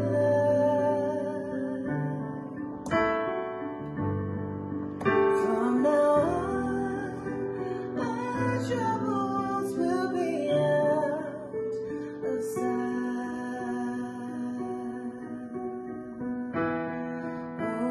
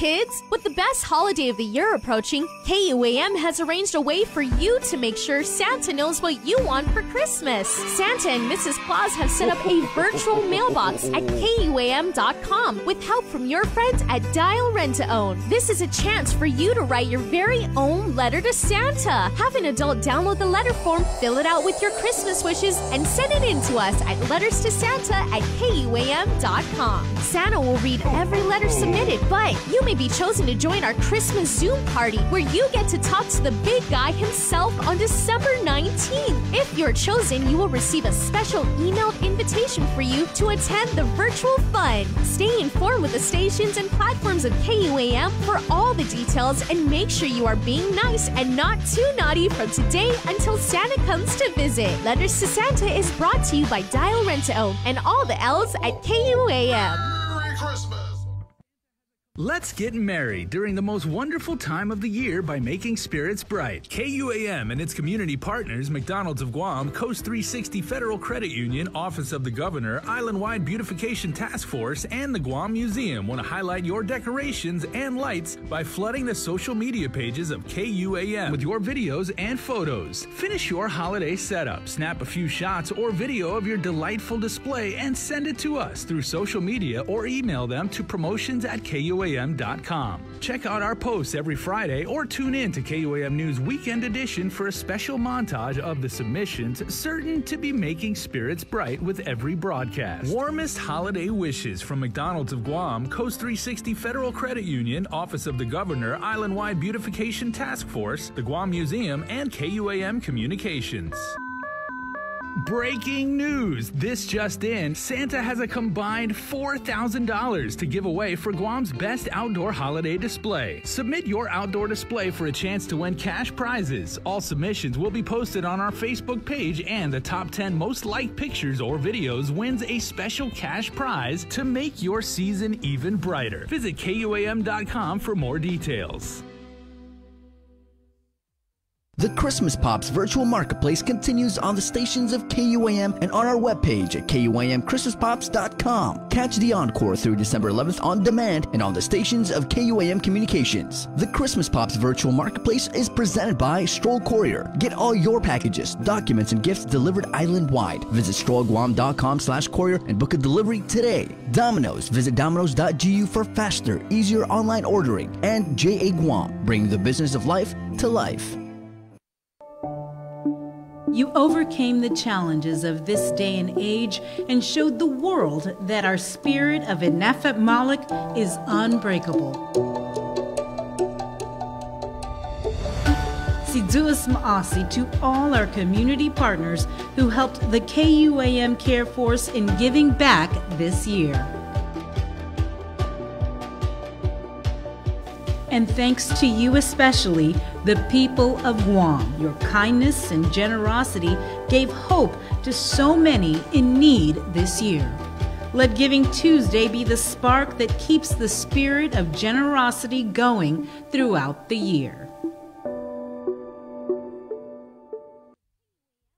Even a small gesture of kindness can brighten a child's day on Christmas. With donations more challenging to deliver, this year the Salvation Army is in need of your help with their Toys and Joy Drive. Donate new toys or gifts for children and teens anytime between 9 a.m. to 5 p.m. at their Teton office drop boxes up until December 22nd. You can also drop off your toys to our donation drive-thru in our parking lot in Harmon between 7 a.m. to 2 p.m. on Giving Tuesday, December 1st. Let's all do our part and dig deep to bring some joy to kids in need this Christmas. GU Self-Storage, conveniently located near the Harmon McDonald's. We offer affordable rates, online payments, and auto bill pay for your convenience. Plus gate access daily from 6 a.m. to 9 p.m. Call us today at 648-7867 for more information. Brought to you by Calvo Enterprises and IT&E. Of course, with your host, the one and only Sabrina Salas Matanani, Andy Wheeler in the Zoom, Jason Salas here, myself, Victorious. Welcome back to the show. And good morning, everybody. Chris is on leave, spending time with his family, but the show must go on. And we're heading into the Zoom room where we have Senator Mary Torres. Good morning, Senator. Good morning, Hafaday. Hafaday, thank you so much for coming on the show. I know you guys got session pretty soon, so we'll make it rather quick. Congratulations. I understand Bill 420, your bill, was one of the many bills that didn't get vetoed by the governor. So congratulations. There was only 2 that was vetoed. And most people will know that more than likely one was Senator James Moylan, and unfortunately one of his bills did get vetoed, but 2 did get signed. But back to your bill, Bill 420, Senator, if you could give us more details about the new public law. The new public law is 35117. Essentially, it is an additional $470,000 to the Department of Public Health and Social Services. What I did is we were able to identify monies that were not expended from the COLA payments this year, and the balance of that payment for 2020 was $470,000. So we were able to identify that, verify that it was available, and appropriate it to public health, who we know is critically short on funds this fiscal year. Right. So essentially, it was a win-win for the government. Right, and there's also a bill I think that's currently on session agenda.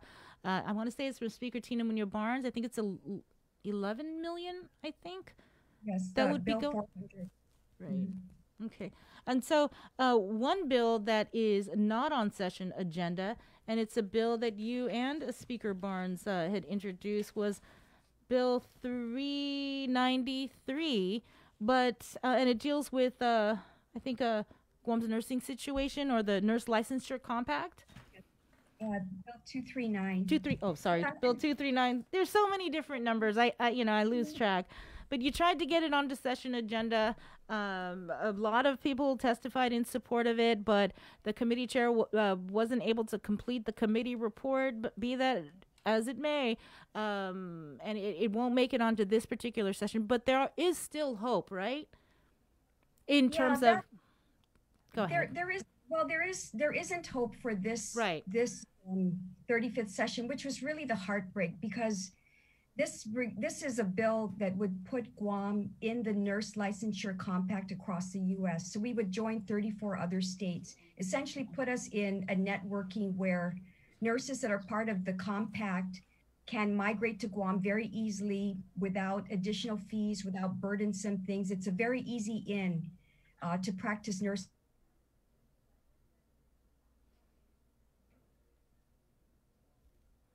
Senator, I think is she muted? No, she froze.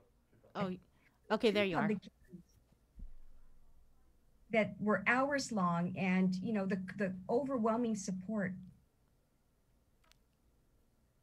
for it. So the fact that it wasn't reported out of committee was so disappointing. But I think right. But we were talking in the break, and you mentioned, like, all hope is not lost, in a sense that there's a possibility we could see another bill in the 36th Guam legislature, similar to this one. We can reintroduce it, yes, but the point is, when you've got overwhelming support from the Guam Nurses Association, the Guam Board of Nurse Examiners, the Guam Memorial Hospital, the Guam Regional Medical City, the Department of Public Health, and the Health Services of the Pacific, including also testimony from the Assistant Secretary of Defense, military spouses. You've got a petition drive that garnered nearly 4,000 signatures, and hours of time spent in testimony. Why don't you just give them what the frontliners are asking for? That's what's so disappointing. Mm-hmm. And quite honestly, notwithstanding the House rules, I had the committee report, the whole verbatim transcript done. My staff even went to that measure, compiled what would be the equivalent of a committee report if it came down to it. But, I was shut down. It's a non-debatable motion, and I wasn't even allowed to explain. So essentially, it was killed. But the bottom line is, when people ask you for help, you're willing to take the charge, you do the work, you work with them. For one person to have the prerogative to shut it down, it's sort of like, how fair is that? To the front row, to the nurses especially. And that's why I wasn't willing to just sit idly by if there was one last ditch effort. But you know, that's the way it goes. Notwithstanding motions are just that. It's a risk. And this was, you know, it didn't play out, but I'm committed though to continue to help the nurses and the medical profession, as I've done with a lot of my legislation in the past terms that I've been senator, you know, including like in this budget act, finding $1 million in real money. Recently with Bill 420, finding $470,000 for public health. So, you know, whatever I can do to help the frontliners and the medical community, I'll continue to do that. But, you know, it was just quite disappointing that the committee couldn't just take it the extra step, notwithstanding all the help that, you know, I offered the committee. Well, we did invite Senator Therese Terlahi on the show. She wasn't available. She was busy. So we do thank you though for coming on to the program. But aside from Bill 239, what are some of your goals? Because I know we didn't get a chance to speak with you after the election. So congratulations for making it in for another term. And we didn't get a chance to talk to you about, you know, what are your goals for your next term? I think I'm going to continue to look at policy that removes barriers and allows for opportunity. A lot of my past legislation had to deal with helping the marginalized and helping the judiciary and all the providers that look to get the marginalized people in our community on their feet. I worked on policy to help with that, like fair chances hiring practices, giving IDs to homeless people, you know, so that they can avail of services, practical things like that. But going into the future, the economy is really going to be the focus right now, getting on our recovery. So removing barriers to allow for cottage industries to flourish on Guam is where we have to go. And we're seeing it right now with a lot of people trying to make little monies going into small businesses, you know, the micro businesses, the cottage industry businesses. That's kind of where I'm going to go now, because there's so much bureaucracy that makes it unaffordable or impractical for people to even help themselves. And so I'm going to be focused on that, because if, you know, where we can't rely on others to take care of us, I think many people in our community have the desire and the will to try and help themselves and their families. So it's how do we take that bureaucracy out of the system, make it more friendly, more affordable, and have a climate on Guam that's conducive to small businesses. And like other jurisdictions where you don't have a safety net, you know, how do those communities thrive? That's the model we have to go back to on Guam. But it all has to do with bureaucracy. You can make it harder and unachievable, or you can make it easier and achievable. So I'm going to go the route of how do you look at the small guy in the community, right? The guy that doesn't have the deep pockets and the influence, or even the resources. How do you get them on their feet? So yeah, that's kind of where I'm going to. And that's something that when we had Senator James Moylan on a few weeks ago, it's something that he said that he was going to be meeting with all of the Republican senators for the next legislature to kind of get together and talk about and formulate a plan for how we're going to move the economy forward.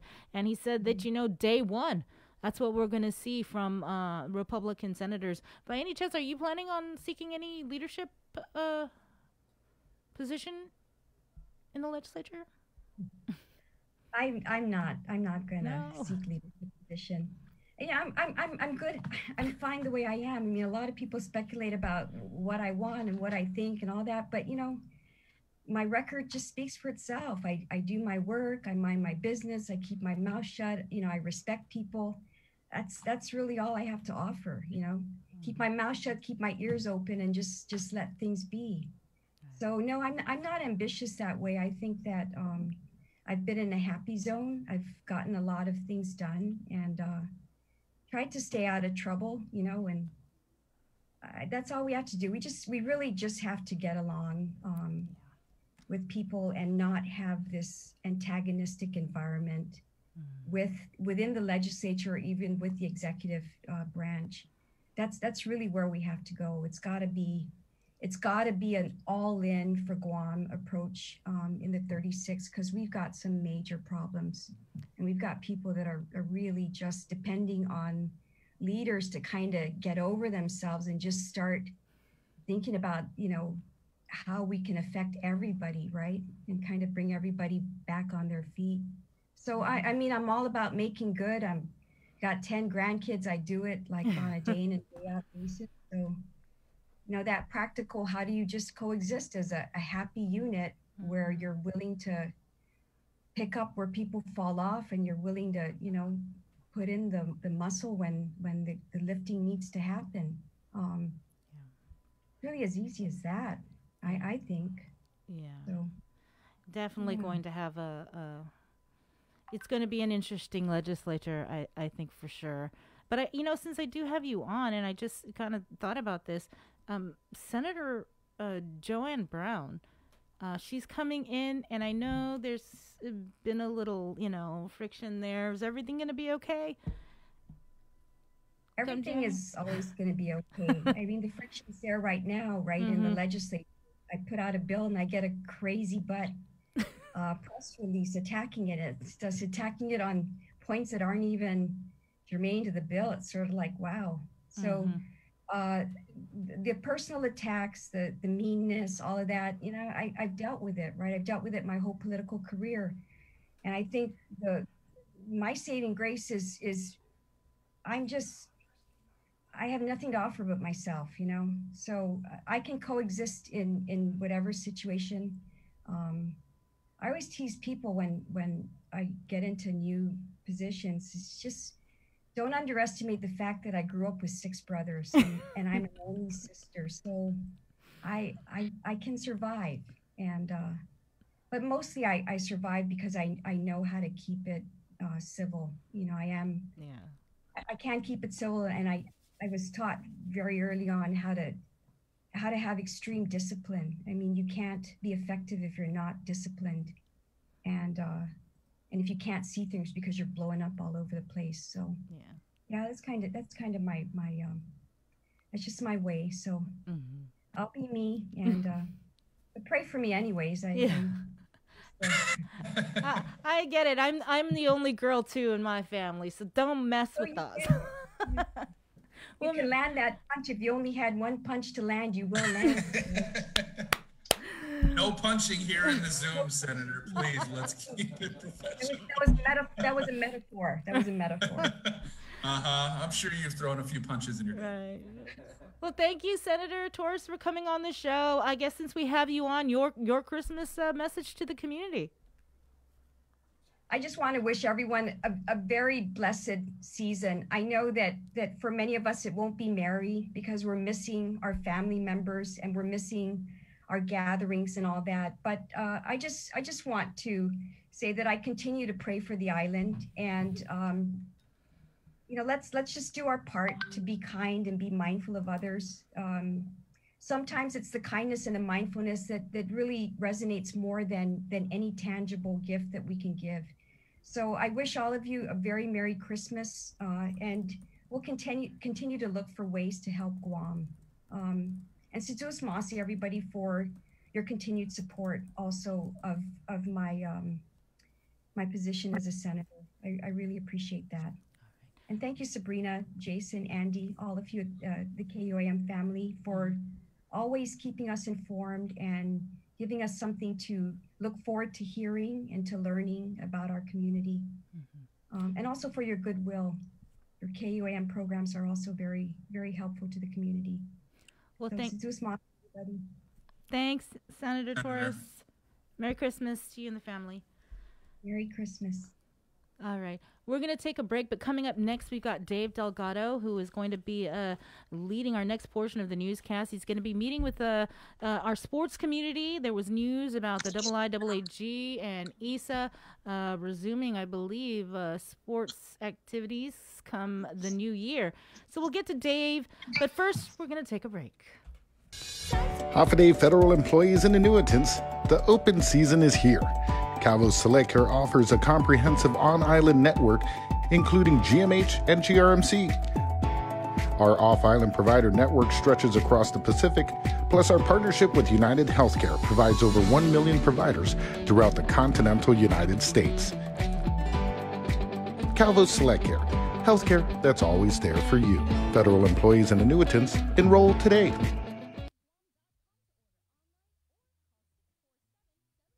Kids, with the best holiday of the year approaching, KUAM has arranged a way for you to make sure Santa knows what you want for Christmas. Santa and Mrs. Claus have set up a virtual mailbox at KUAM.com with help from your friends at Dial Rent to Own. This is a chance for you to write your very own letter to Santa. Have an adult download the letter form, fill it out with your Christmas wishes, and send it in to us at letterstosanta@KUAM.com. Santa will read every letter submitted, but you may be chosen to join our Christmas Zoom party where you get to talk to the big guy himself on December 19th. If you're chosen, you will receive a special emailed invitation for you to attend the virtual fun. Stay informed with the stations and platforms of KUAM for all the details, and make sure you are being nice and not too naughty from today until Santa comes to visit. Letters to Santa is brought to you by Dial Rent to Own and all the L's at KUAM. Merry Christmas! Thanks for having me on the show and reaching out to the sports community. I think 2020 was a reset. 2021, I'm calling it the bounce back year because, a lot of things lined up, especially for the athletes. It's going to be about their performance. Can they pick up where they left off, get right back into things? Coaches, I think it's going to be their system, system in place. Fans and parents itching to see the athletes get back to things, but really wanted to talk about the guidelines and restrictions. And what have you guys heard in the community, the sports community, in order to take steps to get our kids back onto the playing fields?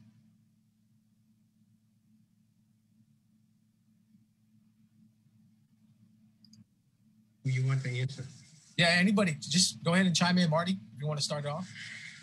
Well, of course, most people know me. I'm the AD at GW, and we've been having meetings once a week for the last month, maybe 2 months, and trying to establish the protocols for the sports that we hope to play in third quarter.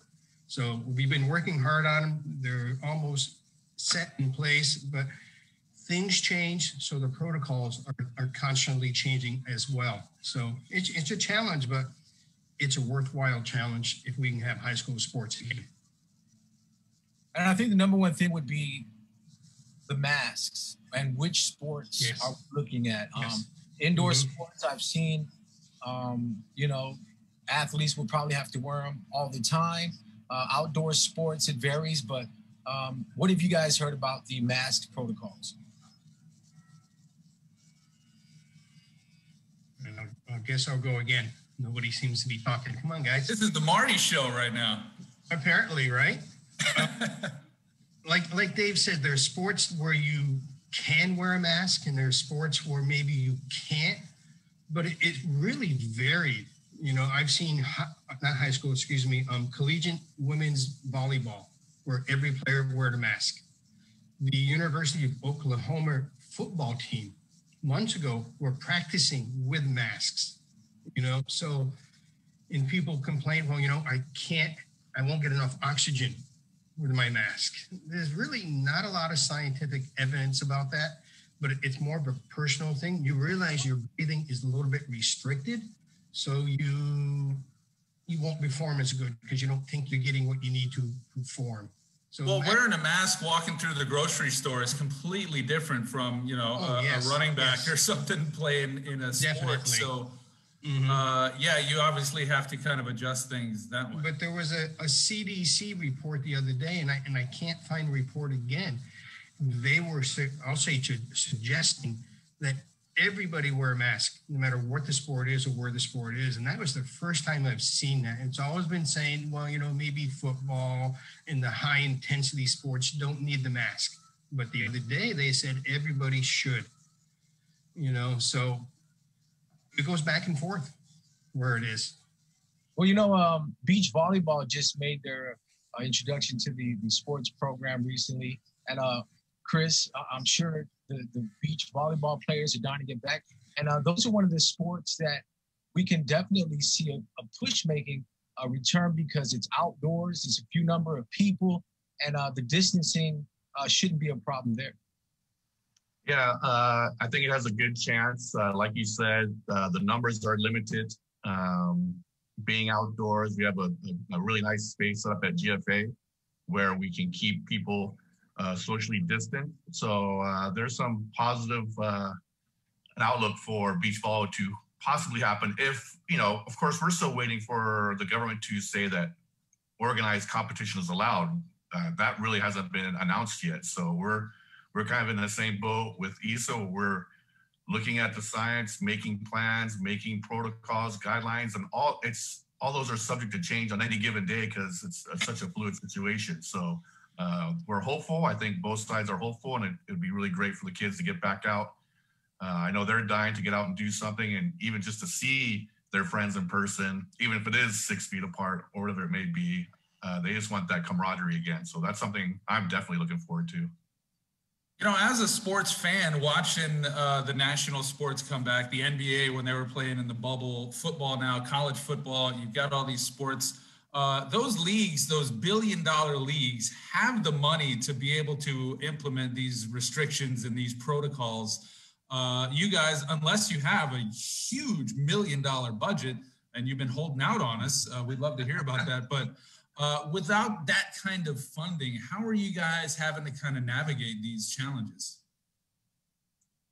That is a key question because some of the guidelines that we have in place, you know, they call for materials to be there in terms of sanitation and whatnot, to have the ability to clean and wipe your hands and all that stuff, and all the signage that we need to put up, and all that does cost money. So it's just a community effort as a whole amongst the schools to try to do the best we can, but it's going to take help from everybody. So hopefully sometime, you know, who knows, maybe January or February we can get something started. At least that's what I'm hoping for. Are you looking at maybe donations? Like if somebody's got a pallet of masks or hand sanitizer, would that stuff be welcome, or how is that working?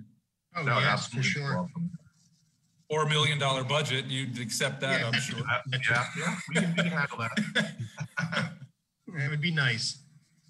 Well, reading an article, the Gov sent out, you know, saying that, you know, there can be some type of training for athletes and eventually tryouts. But I think that was just more just opening the communication line and allowing the coaches and athletic directors to speak to their athletes. So is everything just going to be virtual for right now until they're able to meet, or how's that going to go?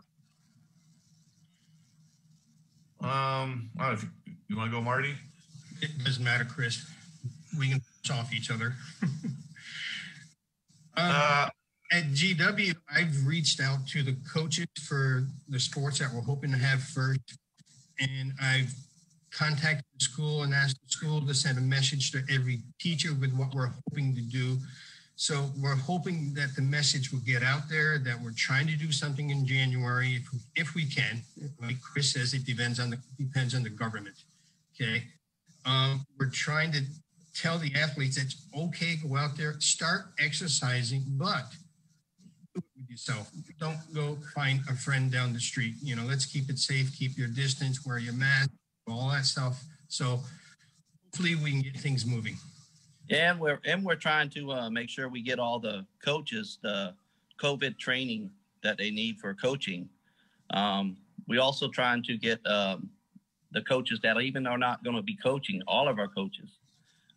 We're looking at the low risk sports first, and that's what we're trying to go start with. Things like cross country, tennis, that you don't have a lot of contact. And the heavy contact sports, we're going to wait and see how the government reacts and what we are allowed to do and what we can do and can't do. So, and I think that's key. You've seen coaches like in football get coached up on the heads up football where the safety of the athletes is priority. And now with the pandemic going on, parents want to know that, hey, if I'm going to release my child to these coaches, that they have the students' interests and safety obviously at the forefront. So you have obviously your training, getting them trained up, but obviously giving parents, that peace of mind that they can, let their kids go out there, play the sport they love and be safe doing it. Yeah. And that's the difficulty problem we have is the parents. I mean, the kids want to play. That's not no brainer.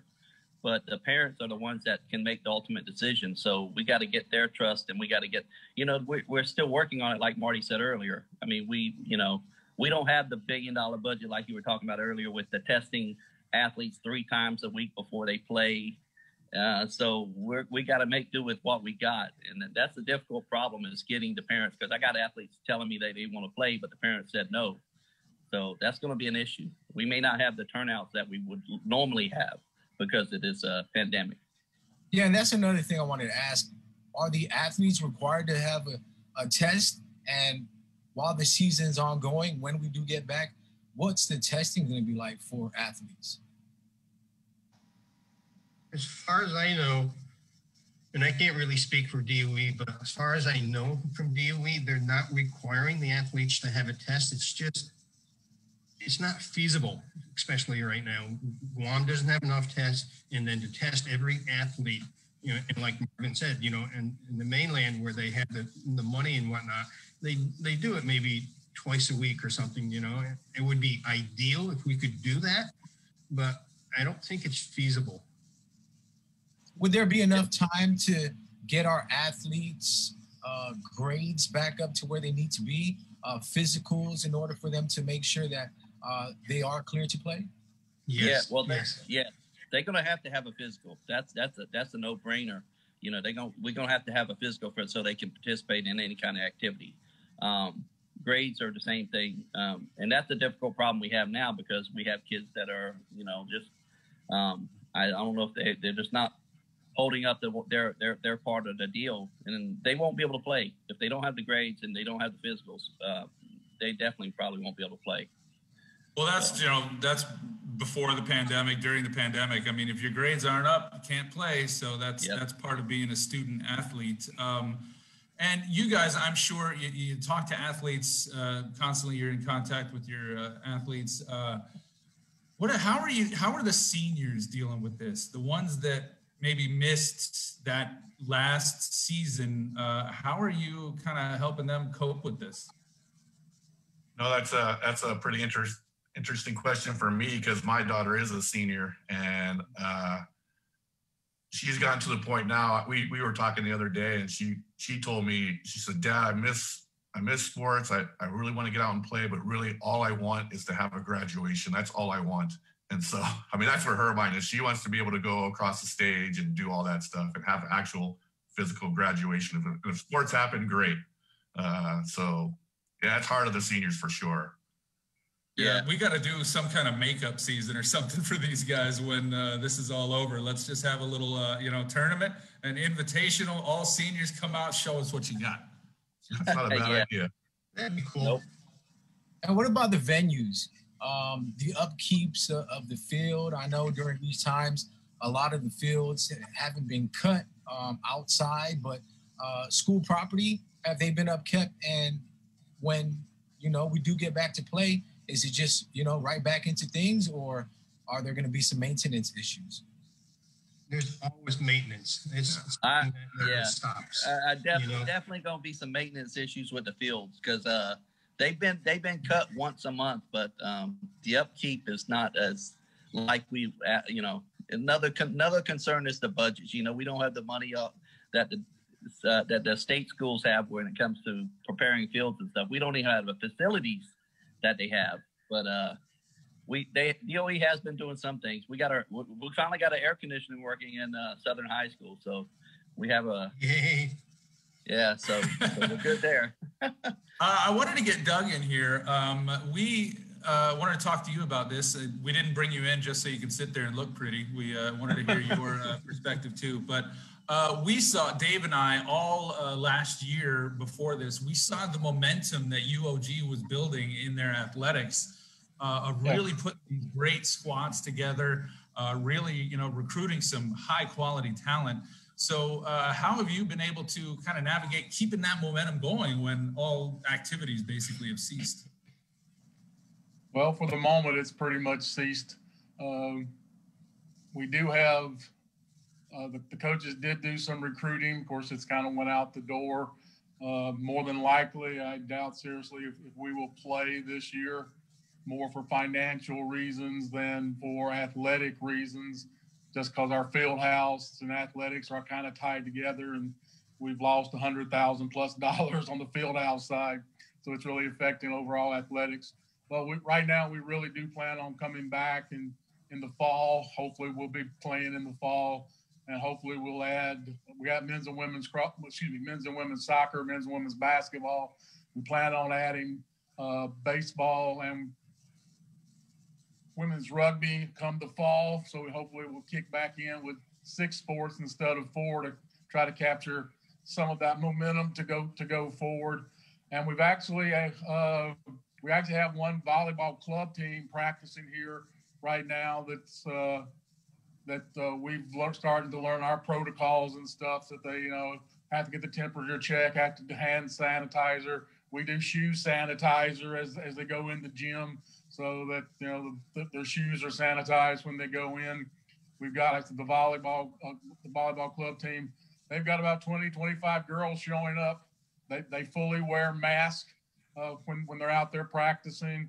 And one of the things that we had to do, because we actually had like 3 teams practicing after the first lockdown got over, but we learned very quickly that parents can be some of the worst rule breakers that we got. So every time I walk back into the gym and we have parents in the bleachers, masks are off, they were talking to non-family members. So at least this time around for this practice, we don't allow parents in the gym. They can just drop off their kids, and the only adults in there are the actual coaches. So we've learned a bit, but hopefully we will come back. We had good momentum. I think we got esports going right now that's kind of keeping some momentum going. But hopefully come the fall, we'll add a couple of sports and build that excitement. But of course, we want the high schoolers playing so we can recruit some of them and see them play. And you bring up a good point there about the cooperation of the parents. You as coaches, as ADs, parents, as you said, they're kind of the last decision making as far as the students being able to play. So you guys really need their cooperation, and just understand that, hey, we're learning as we go. This is not something that there's a playbook that I can consult. Oh, during a pandemic, this is what you do. This is evolving. So what do you need to say to the parents about wanting their athletes to play, but also cooperating with the regulations?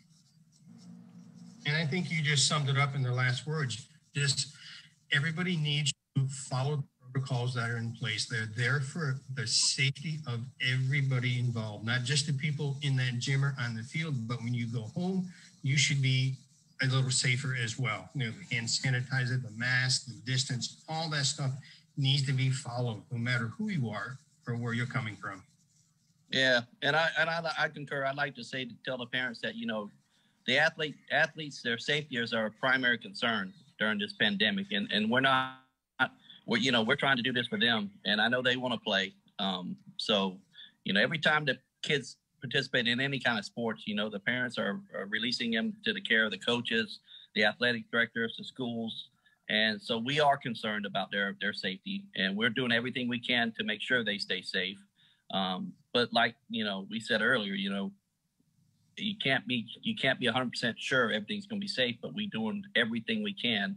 And our protocols are set up so that we're working on to make sure that they are safe. And that's our primary concern, is the safety of the kids. Yeah. I agree. Yeah. So it's funny because I had a parent-teacher conference a few weeks ago, and it's the most parents I've ever had join me for a parent-teacher conference, and it was all about sports. It wasn't about my class. And I would say the vast majority of them were like, when is sports going to start? We want sports to start. And it's really important that the parents set the example, because with all these new guidelines and protocols, you can't just do what you used to do. You can't just come and hang out at practice. You can't just come and do whatever. You have to set the example so those kids know that this is a serious matter. And if we're going to make it work, it's going to take all of us involved to make it work. So they play a big role for sure. And also public health. In the past, when we went down to P-Core 3, they dictated how many people could be at an event. So that is going to play a part. I mean, I've seen it was 25 one time, it was 50 another time. So once you count all the players, all the coaches, and even the officials, if it's a game, it leaves very little room for parents. So they may not even be allowed, but again, that's up to public health. And for seniors, though, this year too, there's not going to be too much game footage if they're trying to apply for sports scholarships and get seen on the national level, because you can't really rely on old footage. You know, coaches really want to see the up-to-date stuff and what you did your senior year. Has this affected a lot of seniors from any of your schools? Oh, yeah. I'm sure it has. I haven't heard of anybody saying I need to do this and you had some footage, can I do something? Nobody's reached out and said anything to me, but I'm sure it's in the back of their mind. I want to go play someplace. How can I do this? Such a concern.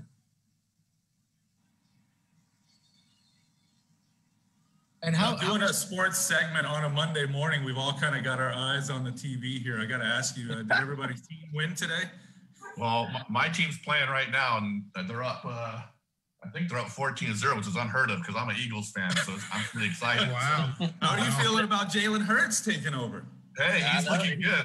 That's why I keep looking back. So yeah, he's looking good. But my Cowboys won.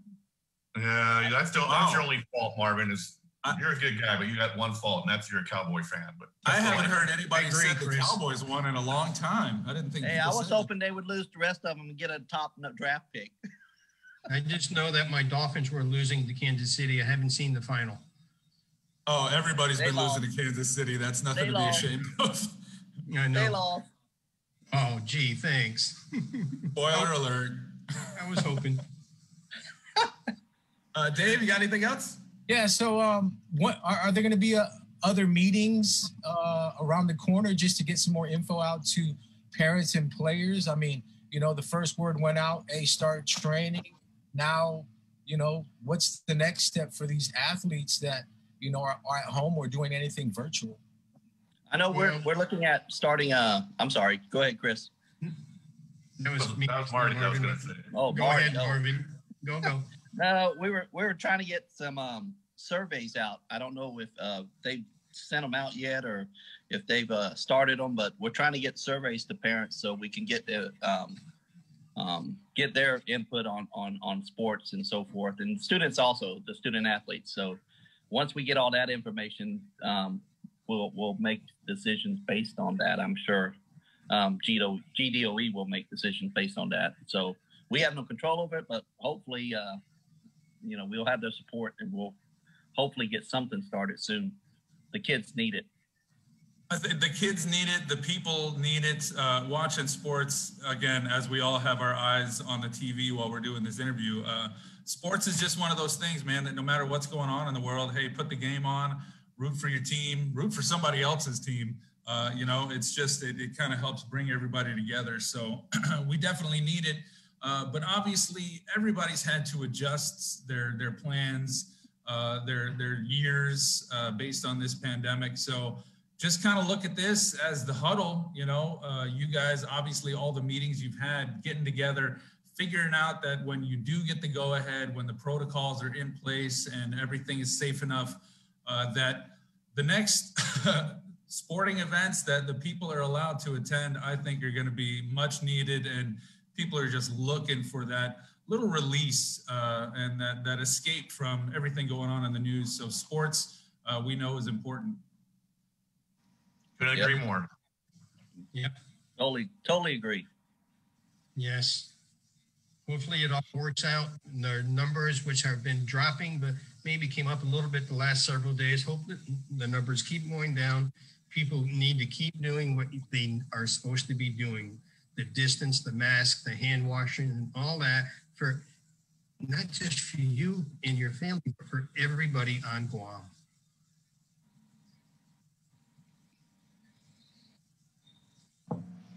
Yeah, absolutely. We all got to do this together, and the sooner we knock this out of the park, the sooner we can get back to watching live sports in person. So, gentlemen, thank you so much. We appreciate all your efforts. Looking forward to seeing those athletes out there on the field, the courts, whatever, again, soon. So thank you again. Double D, that's it? Yes, sir. Thank you. Thank you for having us. Thank you, Andy. Thank you, Yes, Dave. thank you, Dave and Andy. I'm All sure right, this we're will gonna get take to a work little bit out of just a break. little bit more. Sabrina and everybody back in studio, so you guys keep it here. Holiday federal employees and annuitants, the open season is here. Calvo's Select Care offers a comprehensive on-island network, including GMH and GRMC. Our off-island provider network stretches across the Pacific, plus our partnership with United Healthcare provides over 1 million providers throughout the continental United States. Calvo's Select Care, healthcare that's always there for you. Federal employees and annuitants, enroll today.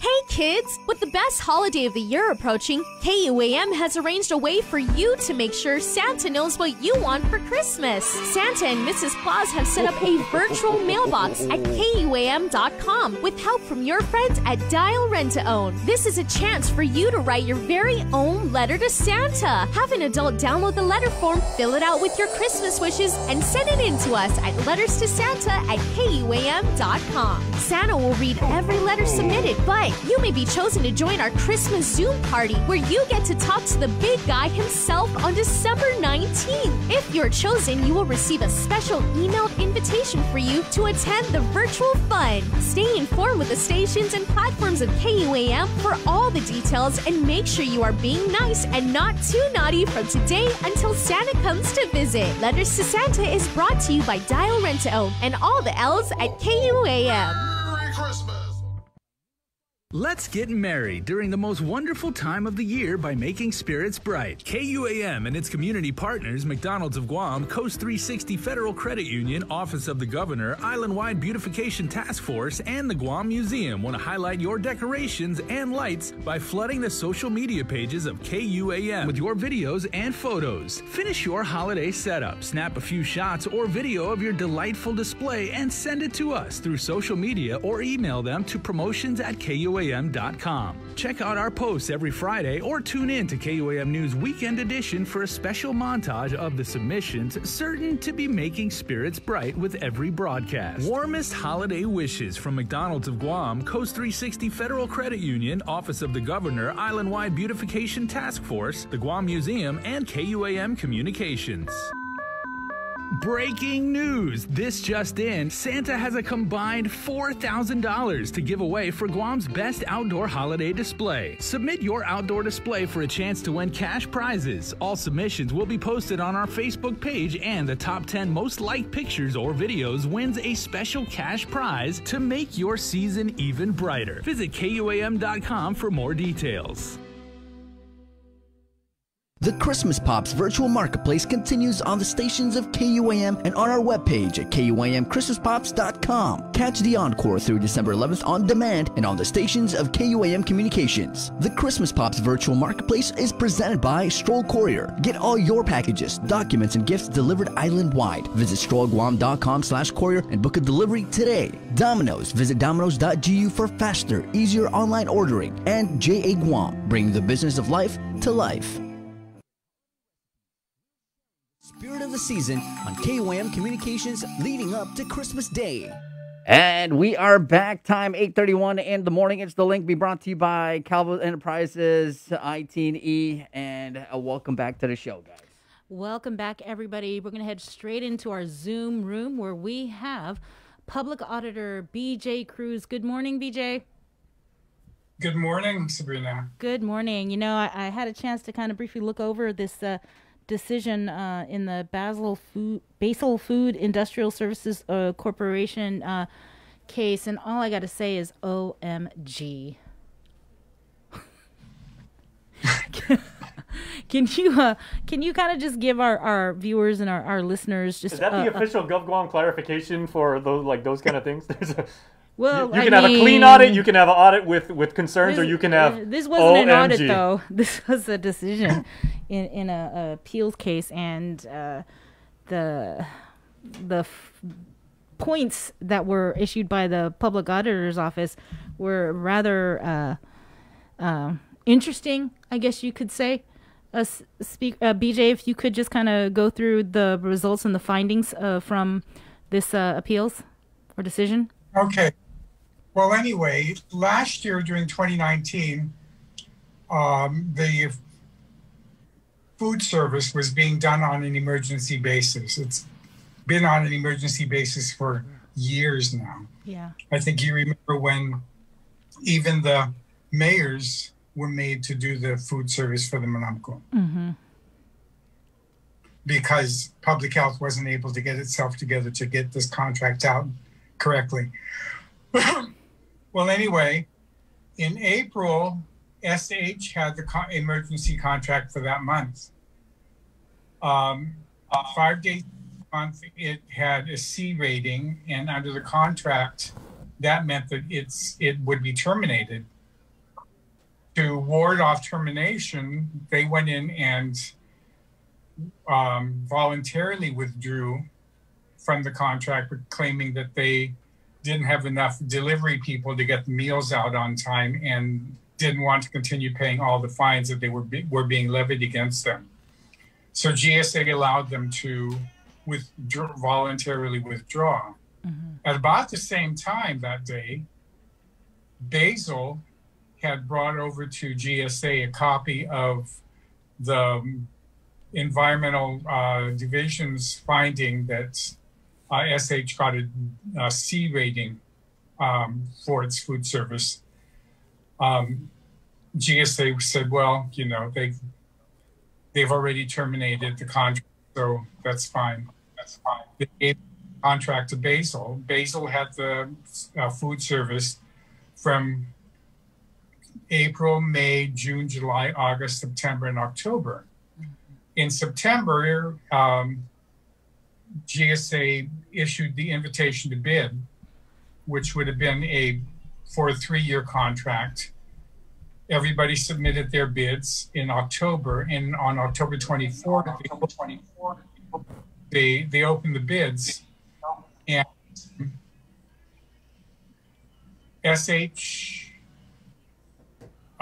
Basel was confident that he was going to get the bid because it had been doing it for the last 8 months. It had not gotten a C rating all year. And it also, it figured that SH should not get the bid because if SH had admitted to the C rating, that would have disqualified them and made them non-responsible, not a responsible bidder. Mm-hmm. And if they didn't admit to it, then that would have made them non-responsive to the bid request to submit all your C ratings from the last 12 months. SH was the lowest bidder, and Public Health and GSA decided to award it to them. Well, on that date, Basel was shocked, and so it FOIA'd all the documents. And when it FOIA'd the documents, it discovered that SH had neglected to provide a copy of its C rating in April. And so therefore they should have been found as non-responsive and also found non-responsible. But according to a new Supreme Court decision, their filing of the appeal at the time that they did in late October, early November, was not timely because under the new Supreme Court ruling, Basel should have brought this complaint in April when it knew about the C rating, or it should have brought it when it knew that SH picking up a bid, it should not have picked up a bid, or it should have asked when the bids were open, did they put the C rating in there? They didn't. So I dismissed their appeals on all three of those. But I found that Basil had also complained that they weren't treated fairly, that they had complied with the statute. GSA decided that it was going to say, well, so what if SH did not submit something in their bid? You also didn't admit the fact that you had gotten a D rating in June of 2016. And Basil felt that was more than 36 months before the bid. And so the government decided, oh, well, it's only a mere formality, this ratings. I found that to be unfair because when Basil had the D rating in 2016, they were made to, their contract was immediately terminated, and they had to go to court all the way up to the Supreme Court, who upheld the termination. And so I found that part of their complaint appeal was timely and in their favor, that they weren't treated fairly, which is the underlying precept and intent of the procurement statute. And so I terminated the contract. During the appeal process in January, you remember early this year, the big hoopla about opening the office. And in the news release, in the newspapers, it was reported that the building was given for free. I didn't know it. I was at the opening and I didn't realize that SH and Hakkabor were the same. Right. Basil somehow knew that they were the same people, and they knew that in the invitation to bid that you're required to sign a separate affidavit that you know that the procurement statute prohibits any vendor from giving any member of the government or the government any gratuity, bribery, any kickback of any amount, including anything as de minimis as raffle tickets. And so it forwarded the documents and found out that SH had offered the building and the government had accepted the building for free, including the parking lot. And so it filed a second protest. That second protest was filed in January. GSA dismissed it immediately and saying, you know, that's irrelevant. That's a gift to the government and it's allowed.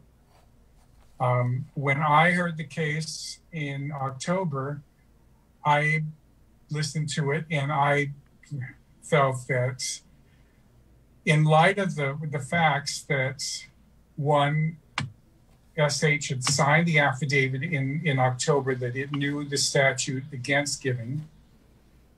GSA knew when it opened the bids in October that SH had signed this affidavit because that was the one thing that they checked off on the checklist that SH had provided, that they should have found that this protest had some basis and should have done something about it rather than dismiss it offhand. And 5 days after they dismissed it, they awarded a $5 million contract to SH to do the DLC feed service. So I felt that all of those things together didn't settle right with me. I felt that it was a violation of the statute. It was a violation of their certification that they were not going to be given gifts. It was a violation of the contract because when they signed the contract in November for the food service, in the contract, there's a specific provision in the contract that says you shall not give any gifts to the government during the period of not only the contract, but the warranty period after the contract. That's how the statute reads. And so I felt that it was a violation of the ethics provisions I separated the two bids, terminated the contract, and made an order to show cause that within 30 days, SH was to appear before me and explain why they should not be debarred or suspended from government procurement. So that's BJ, I wanted to ask you that during this pandemic, we've seen so many, emergency procurements, programs, funding and all that. And the fact that we are in a pandemic and some of these things need to kind of be fast tracked, are you making allowances for certain, things, maybe a little leeway that normally you would be by the book, letter of the law?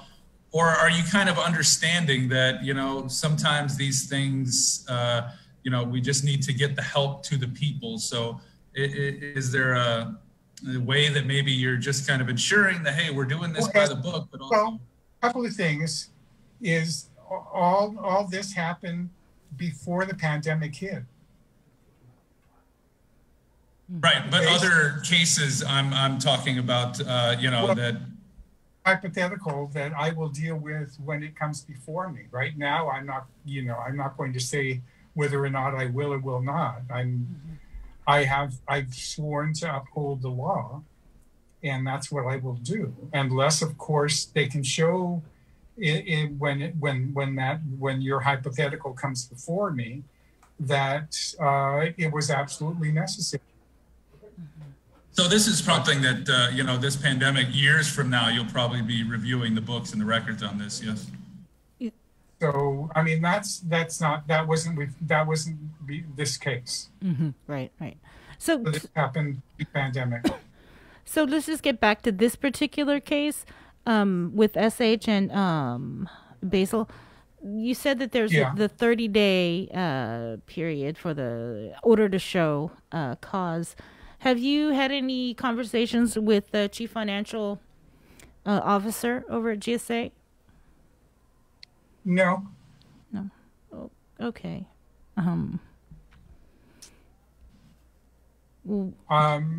They can come in with SH when I have the order to show cause hearing in 30 days and explain why they did what they did and whatever. I'll hear the presentation at that point. Mm-hmm.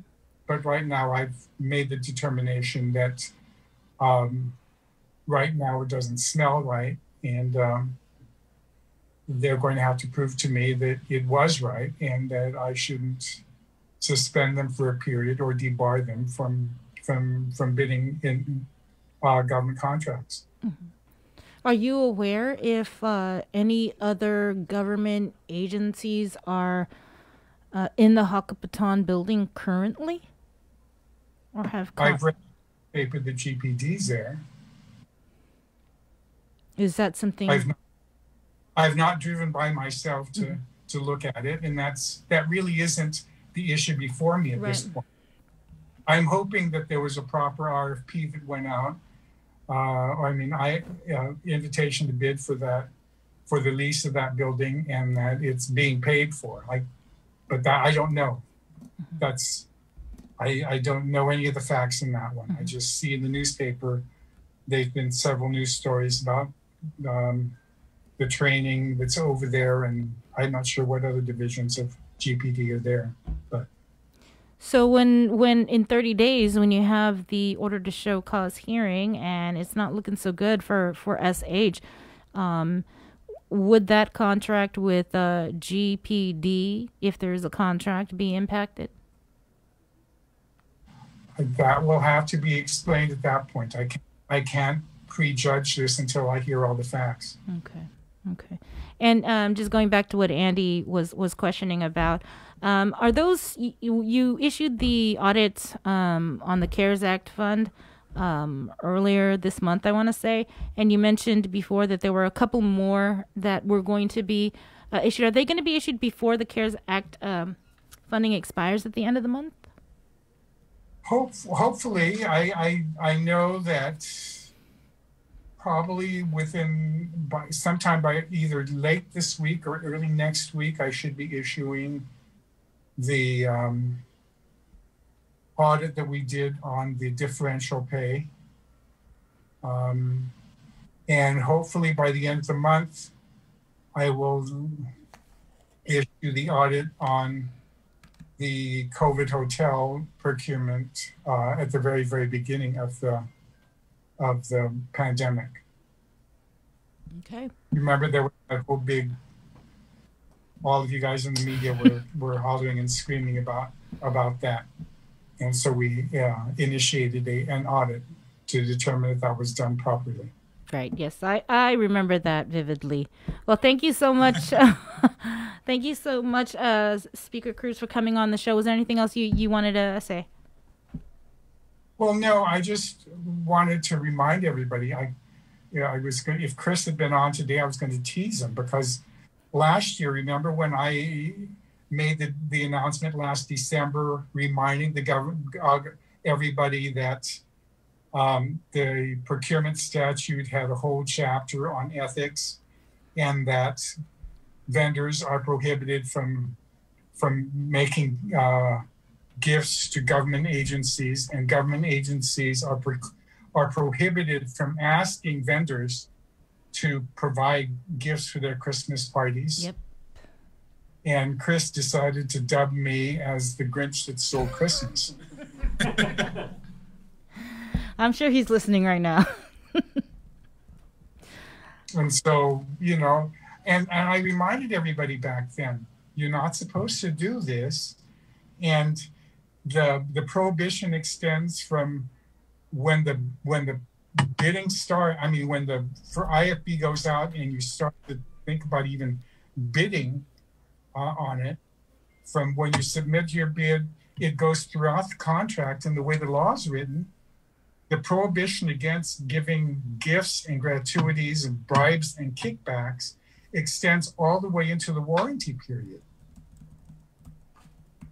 So, from before you make a bid on buying a whole bunch of cars, and the time that you actually provide the cars, all the way until the end of the warranty period, and depending on how long the warranties are with some of the cars, some of them run for years. Mm-hmm. You're prohibited from giving a gift or a kickback or any kind of donation to the government during that period, because that's the way that the statute reads. That's the way your contract reads when you sign with the government. That's the way your invitation to bid, what it requires. So just trying to straighten things out. As I explained to the legislature, when they wanted to change the date of the audits, I said, being over at the audit office, OPA's office, it's like being an ophthalmologist trying to straighten my teeth. The Invisalign's not going to work. It's going to have to take the big metal ones to tighten everything, to bring my gap together and to pull out some teeth to get it straight. So these things have been going a long time, and we've got to stop it because that's the way the law reads. All right. Well, thank you. I guess we'll be talking to you maybe a little bit later this week when you issue the next COVID audit. Thanks a lot. I'll be on all the rest of the month with the last 3 audits that are still coming. All right. Well, hopefully you get some rest from all of that. Take care, and Merry Christmas. Merry Christmas.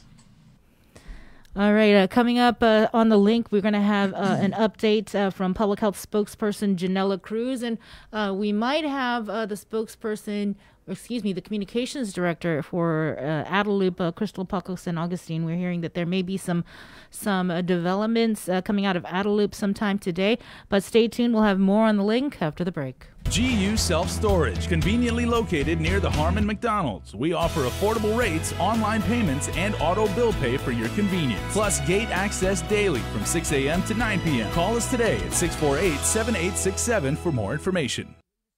Even a small gesture of kindness can brighten a child's day on Christmas. With donations more challenging to deliver, this year, the Salvation Army is in need of your help with their Toys and Joy Drive. Donate new toys or gifts for children and teens anytime between 9 a.m. to 5 p.m. at their Teton office drop boxes up until December 22nd. You can also drop off your toys to our donation drive-thru in our parking lot in Harmon between 7 a.m. to 2 p.m. on Giving Tuesday, December 1st. Let's all do our part and dig deep to bring some joy to kids in need this Christmas.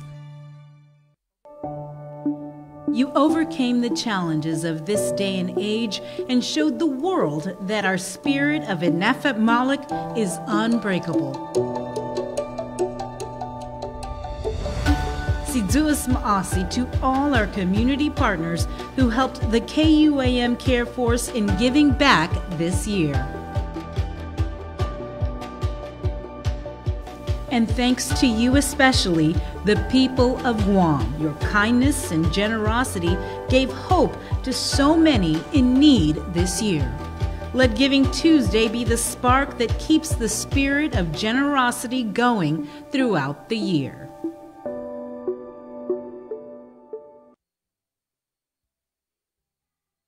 We got your 6. At 6 a.m. with The Link on Breeze 93.9 FM. Bree and I connect you with all the latest news and information you need to know to start your day. Then check back with Guam's news leader at 6 p.m. for the day's top headlines with KUAM News Primetime. From 6 a.m. to 6 p.m. and everything else in between with KUAM Digital, we got your 6.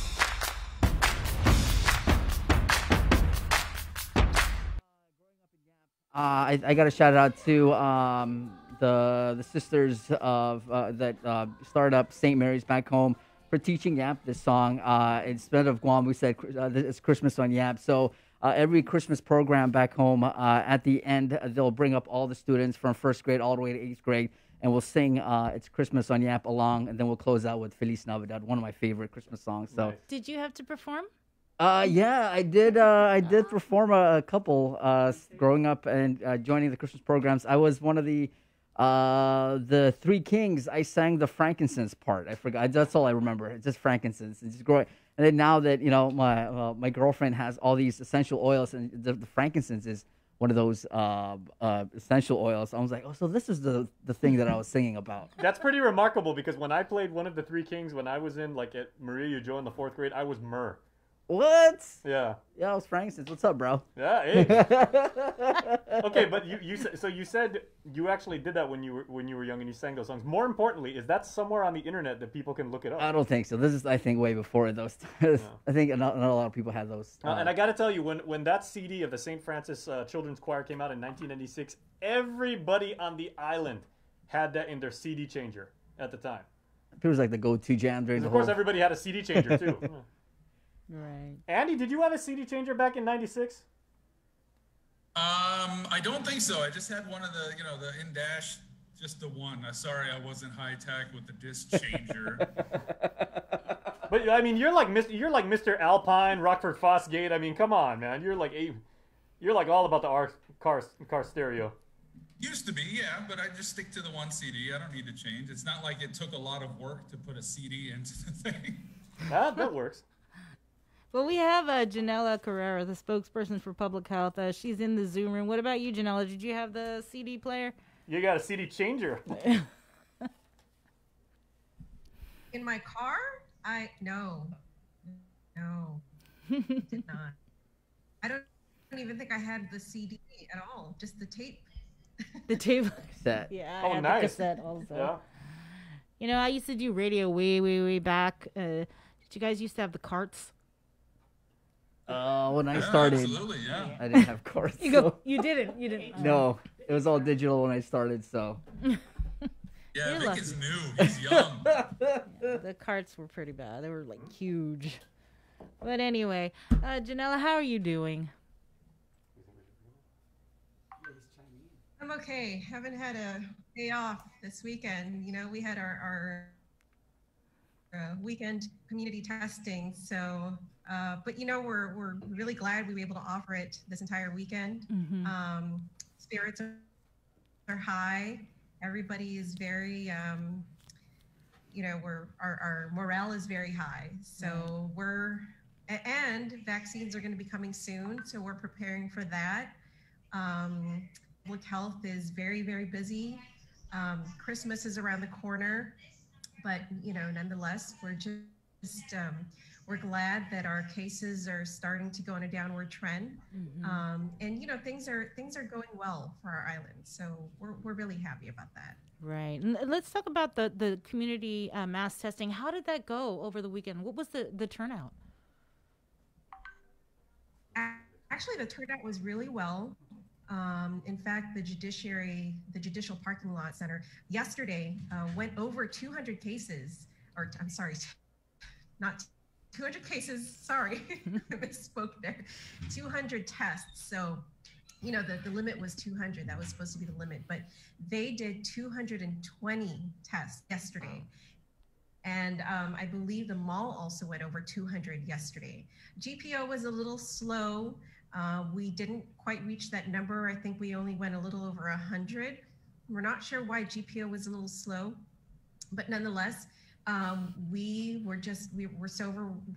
overjoyed with the turnout for this time around. The week before, when we did the daily testing in Teadsden, Jigo, and Agate, the turnout was a little bit lower, but this time around we saw a really good steady flow at the mall and at the Judicial Parking Lot, and we're just really glad that we saw the numbers that we saw. So to recap, we did the 3 days. We did 1,237 tests, and of that, 37 were positive. So that's about 2.9%, or rounded out 3% test positivity rate. So still a very low positivity rate. We're really glad about the numbers that we're seeing. And something neat that we did this time around is we offered Guam COVID Alert app codes, which we didn't really do in our previous testing. And so total codes that we issued is 8. So something new that we offered this time around. Well, congratulations. Hopefully, are we going to see any more community mass testing? So, we're in preparations for the vaccine rollout. We're going to be focusing more on that now that, the EUA has been granted. We're waiting for the ACIP and the CDC recommendations. So that's something we're going to be focusing more on now. We're probably going to be halting for now the community testing so that we can focus more on the vaccine rollout. And we can get more in depth on the vaccine rollout, but we do have Crystal Pacos and Augustine in the Zoom room. We're going to bring her in now because, something that we have been saying when the governor stopped by our offices on Giving Tuesday when the CAR score had dropped significantly. And she said that, if we keep it low, she would be inclined to further ease restrictions. And she gave a date, and it was December 15th, and she said possibly 16th, maybe the 17th. Well, today is December 14th, and so we wanted to bring Crystal in to see if there's going to be any further easing of restrictions. Good morning, Crystal. Good morning, people of Guam. Thanks for having me, and I just want to say kudos to Public Health over the weekend for really doing an amazing job with our community mass testings. Again, free and no symptoms, and we saw a great turnout, and we continue to stop COVID-19 cases, from becoming a bigger problem with community spread. And so this afternoon, Governor Leon Guerrero is expected to make an announcement relative to a conservative lifting of some restrictions. I can kind of delve into some of those details. Social gatherings, we can expect a conservative increase in the number of people. Right now, as of today, it's no more than 5 people. We can expect an increase in places of worship, for indoor places of worship, for retail. We do know it's that season, and for outdoor dining.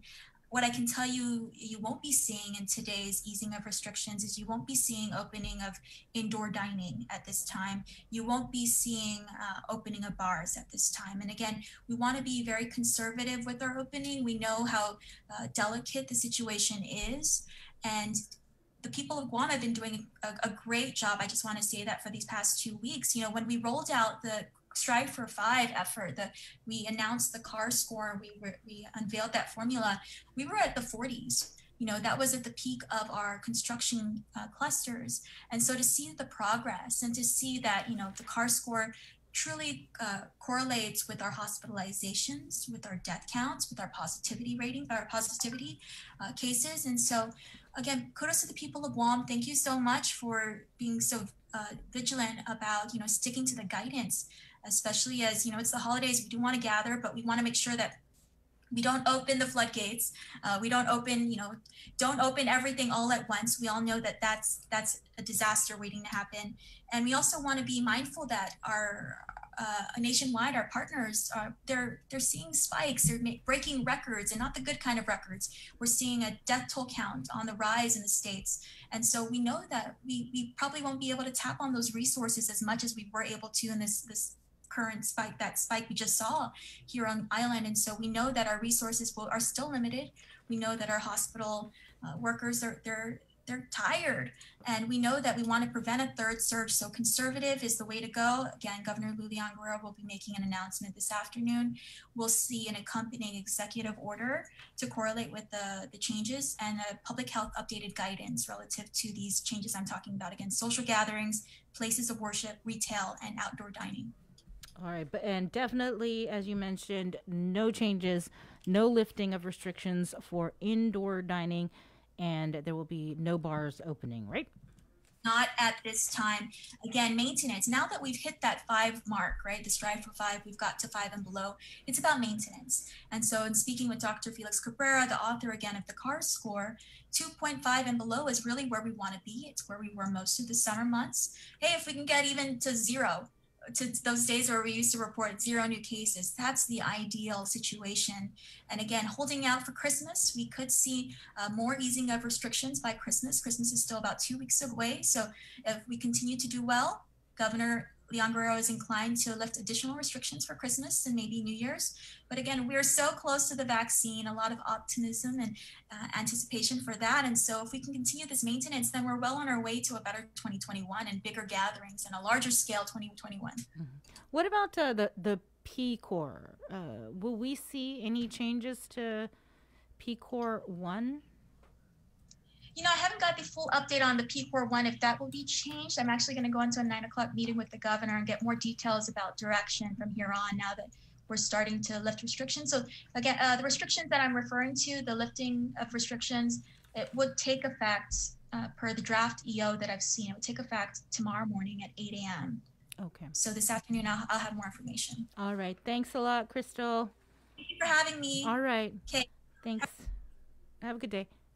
Janella, wow, you guys really are busy. You got to come out with the guidance in a couple of hours, or is it already ready to go? Yeah, you know, anytime there's any changes to the executive or any new executive orders, of course, we have to accompany that with a public health guidance. So now that we're aware that executive order may be coming out, of course, we're going to, you know, start working our butts off to get new guidance out. So I'm sure our team is aware of that, and we'll start drafting the guidance to come out within the next 24 hours of the executive order. So that's another task at hand for us. You know, Surprise! We have vaccines coming out soon. And, you know, I'm sure that with the mass testing, you know, and also rapid engagement team, that's still something that, you know, we have, you know, in the works, and something that we still plan to do, because it's still very important for us to continue to do that kind of service for the people of Guam. Mm-hmm. So with the vaccine, you know, we had Annette on last week. We had Public Health Director Artson Augustine talking about the different phases and the vaccine committee that's going to be meeting again.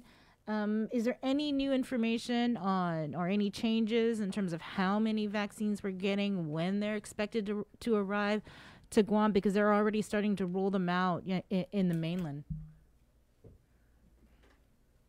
Yeah, so now that the EUA has been granted, we expect or anticipating the first shipment to arrive within 3 to 5 days.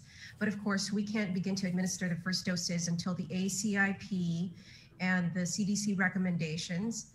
And then our next order, we can place that on December 18th. And then the third order of 3,900 will be placed, which we're still waiting to find out when we can place that. Now for the Moderna vaccine, we have been given the green light to place that order as well. However, we're not sure exactly, I think we haven't, there is a date, I'm not sure exactly when that date is. And we've also been given a number. I think, I have to check back on the exact number of doses we can place. If I'm not mistaken, I think it's in 2,000 to 3,000, around that number that we can place that order. But again, with that one, we also have to wait for EUA authorization and also ACIP and CDC recommendations. So that also has to go through that same process as well. I'm not sure, but I think the ACIP and CDC recommendations are already being made. So that could be, any day now. It may have already even happened. I have to check to see if that has already been made. Okay. So things are happening really, really fast, and sometimes it's hard to keep up with all the information that's being given. So it could really just be a matter of talking to Annette and then getting back to you, and press releases are happening or being doled out in the next few hours. Right. I did want to follow up on something, because now that we're hearing that the easing of restrictions, this executive order will be coming out later this afternoon. I wanted to ask for follow up on the citations and penalties, whether or not any have been issued or whether the staff received the training on how to issue citations, because I remember when I spoke with Crystal the day before Thanksgiving, she was talking about how the staff at Public Health, they'll need to get trained before they can issue the citations, and in the interim, the police department was going to go out there and handle the enforcement. So is there any update on staff at Public Health?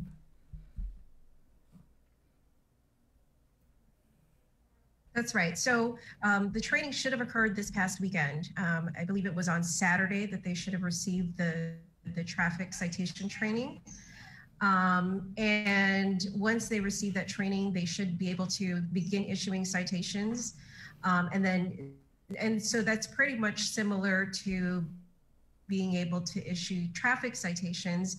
And from then on, they'd be able to, if they find any violations with the executive order or public health guidances, then they'd be able to issue those citations. And now how it went, I just have to talk with our Division of Environmental Health to see how it went and how many people went through that program. Now, as far as, the Guam Police Department, I'm not sure if they've issued any citations or fines. But we have at Public Health, we have received some complaints, but because none of our employees have gone through that training at that time yet, we had not been able to issue any citations. And I think it was a good thing for the public because it gave them time to really be able to familiarize themselves with the enforcement rules.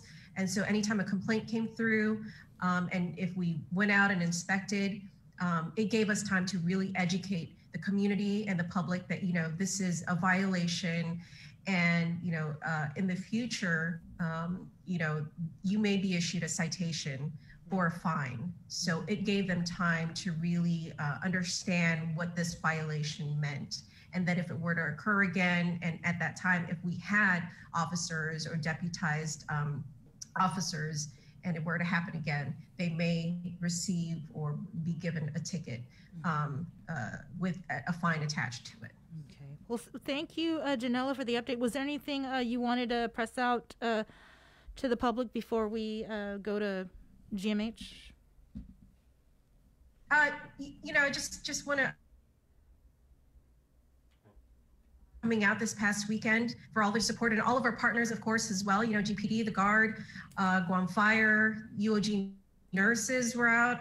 You know, really grateful for them. The Mayor's Council, trying to think DPW, who else we need to thank. You know, just a great turnout this time around, and also just, you know, want to remind the community that vaccines are coming soon, and we'll be really doing our best to educate the community about, you know, the everything that you need to know as much as we can about the vaccine. So look out for that. And, you know, we'll do our best to put that information out through social media, through our website, and just stay tuned, and through our media partners as well. Thank you to KUAM for always being gracious hosts to us. All so right. Thank you very much. Anytime, Janella, you need us to get information out, we're here. So thank you, and have a great day. Thank you. You too. Take care, guys. So we're going to continue in our Zoom room, where we have Hospital Administrator Lillian Posadas. I know you're very limited on time, so I really appreciate you coming on to the link to give us an update on what's happening at the hospital. Good morning, Lillian. Good morning, Bree, and good morning, Andy, Jason, and everybody. Yeah. Chris is on vacation.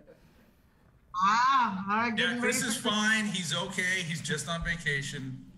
Right, get ready for Christmas. All right. Thank you for this opportunity to share with you where we are with our COVID census. In the house, as of this morning, 22 individuals. That's the lowest we've seen in a while. And, you know, hopefully we continue that downward trend, which, you know, the reflection that the community hopefully is heeding to the, you know, precautionary measures and just, you know, being good citizens to then help us all get this COVID under control. So yeah, and Lillian, we've seen a lot in the news here and everywhere about that possible Thanksgiving surge, people gathering. Would we be seeing that already, or is that window kind of creeping up on us, or where are we at with that? That's my expectation, that we would have already been seeing some numbers increase. You know, we do have some individuals who still come into the emergency room who test positive, but their conditions are not severe enough to warrant hospitalization. So, you know, but yes, you're absolutely right, Andy. We would have been seeing, but, you know, again, we don't want to let our guards down. We still want to be right, exactly. Right. So of the 22 who are in the house, 8 of them are requiring ICU level of care. And of the 8, 4 of them are on ventilator support. So again, it's hopefully a good sign. On the non-COVID side, though, we continue to see, you know, increase of individuals who are really ill. We have 8 non-COVID ICU patients. And so, you know, we're still, it is on the non-COVID side, people still needing hospital care. And so we're accommodating those individuals in the hospital. And so that's where we stand with our census in the house. What about the Bam Lam? I always have a problem with that. Bamlani Vivab. Right, there you go, you got it. At last report, there were 10 individuals who received the antibody therapeutics. I was asking for an update and I haven't gotten a response. So normally in the infection control chat group, I get an update of people getting it, but you know, everybody's kind of distracted with doing other things. So as soon as I get that update this morning, I'll let you know. But as of last week, Friday, there were 10 individuals who received it. All right. And convalescent plasma? 7 individuals were given the convalescent, and a couple of them received more than 1 unit. Okay. But 7 individuals received the convalescent. And as far as you know, there's been no issues or problems? Right. Okay. No reports of adverse events or adverse reactions. Any update on the SIF? Still 0 patients there, and we're still standing it down. We're just waiting now for the contractor to present to us the design for how the construction is going to be to split up back. All right. I know I really hate asking this, but has there been any deaths overnight over at GMH? Not through the night. There was one yesterday. That was the last one that we know of, but not through the night. There weren't any. Knock on wood, nobody else will, lose the battle to this COVID. So. Well, we just heard from the governor's communications director, Crystal Paco San Augustine. There's going to be a major announcement coming out of Adelup today about the further easing of restrictions. And so I guess we can end it with just your message to the community, that we all have to continue to do our due diligence. Right. I mean, even though there is that, I guess, easing up of the restrictions in preparation for, celebrating Christmas, we still need to exercise the caution, wearing masks, social distancing, minimizing, the congregation as much as possible, but still enjoy the spirit of the Christmas, with families and with friends. Continue to just wear the mask and social distance. And I did want to ask you, Lillian, I know everyone on island, we cannot thank the healthcare providers enough, the nurses, the doctors, you, the administrators, everyone over there that's keeping GMH running. But I mean, that's a debt that we just can't really voice, how deeply grateful we are. But I wanted to ask, how's the morale over there as far as the nurses, the doctors that are seeing this play out like as frontline as possible? How are the spirits? Well, the spirits are good. They are tired and, they are burning out, but what's helping out are the numbers are dropping. And so there's a little bit of some, breathing and some, okay, we're not going to be so stressed with having to care for all these many number of COVID patients, but the numbers are going down, so it's helping. And yes, I certainly appreciate your sentiments that the appreciation and the recognition of the hard work of the healthcare workers throughout the whole hospital. It's not just the doctors and not just the nurses. There's the housekeeping people, the dietary, the patient registration staff, the whole hospital, the team here. And what they do, it's priceless. And you can't really put a dollar figure to it because they're risking their lives coming. I mean, even some people don't even want to come to the hospital because they're afraid of the COVID. The mailman doesn't want to deliver our mail to us. I mean, and that's understandable, but if we just provide them with more information and more training and the assurance and the confidence that you can prevent getting the COVID infection. Mm-hmm. And so, but yes, we're all tired, but we keep pressing on because we want to make sure we get through this, and we will. We can get through it. We will. And speaking of prevention, you guys are getting ready for the vaccination, right? Yes, it's exciting. I'm excited. I'm looking forward to it. We just had a webinar at 5 this morning with CDC, and it really is assuring and comforting to hear that it is very effective. You have to have the 2 series of the doses there of the vaccine. You can't just get one. You have to have both series, and so it's safe. It's very safe, and so I'm looking forward to getting the vaccine myself. So there's light at the end of the tunnel, but this is not a time to relax and say, "Oh, we're all in the clear." We still need to be vigilant. Right. We still need to be vigilant. Exactly. And what about? We've heard all about the. It has to be kept at a certain temperature. And how is the infrastructure there at GMH? Are you readily equipped to handle all that? We have the freezer. We have the freezer that has that capacity, and we're monitoring and logging the temperature. And so once it arrives on island, Public Health will receive it, and so we will get what allocation they're going to give us to the hospital, or we will store some of it in this freezer. And so once we're ready to roll out to administer the vaccine, We will have different pods within the hospital so that we can then make sure we get as many of the healthcare workers in the hospital vaccinated. Of course, respecting those who don't want to get it right now. Right. And so, because it is it's not mandatory. It's an option. It's being offered to people so as a way to protect themselves and to really fight this COVID. And so, it's available once we get it on island, and so we will administer it throughout the hospital for those who are willing to take it. And before we let you go, Lillian, I've seen the pictures. I haven't had a chance to go out there, but you guys got a pretty awesome display outside of the hospital. I was just up there yesterday and I saw the display. It looks like, remember how Skinner Plaza, when they did all the lights and decorations around the holidays? That's what it looks like. It's beautiful. I thought there was a bunch of people just standing in the courtyard there, but it's actually statues that they have. I was like, why are these people? Oh, okay. It looks great. It is, and it's really a great appreciation to the Pink Ladies, the Volunteers Association. They were the ones who donated all of that, and just to lift the spirit of our employees, and people who come here, because it is the Christmas season. Yeah, we still can have some joy. Despite all this, we still can have some joy, and there is hope.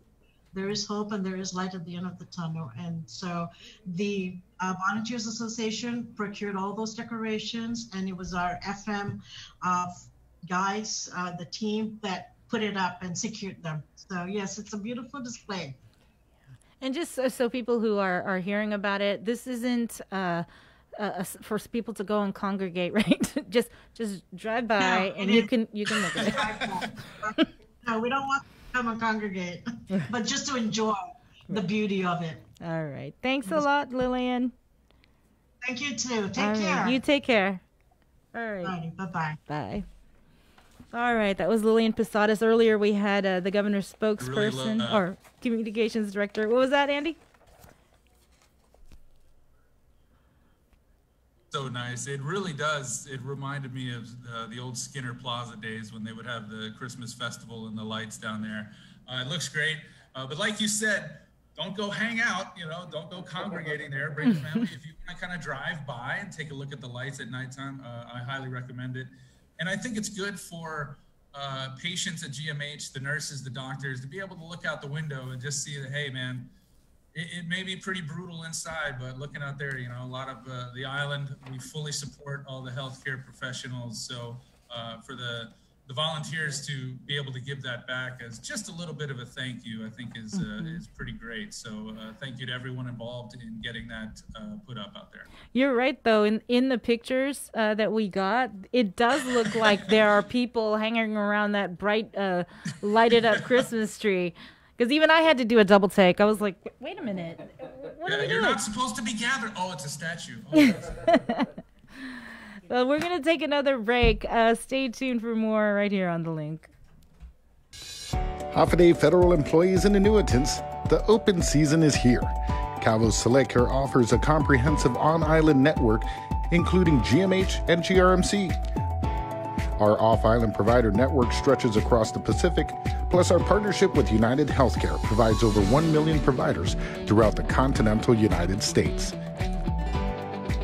Calvo's Select Care, healthcare that's always there for you. Federal employees and annuitants, enroll today.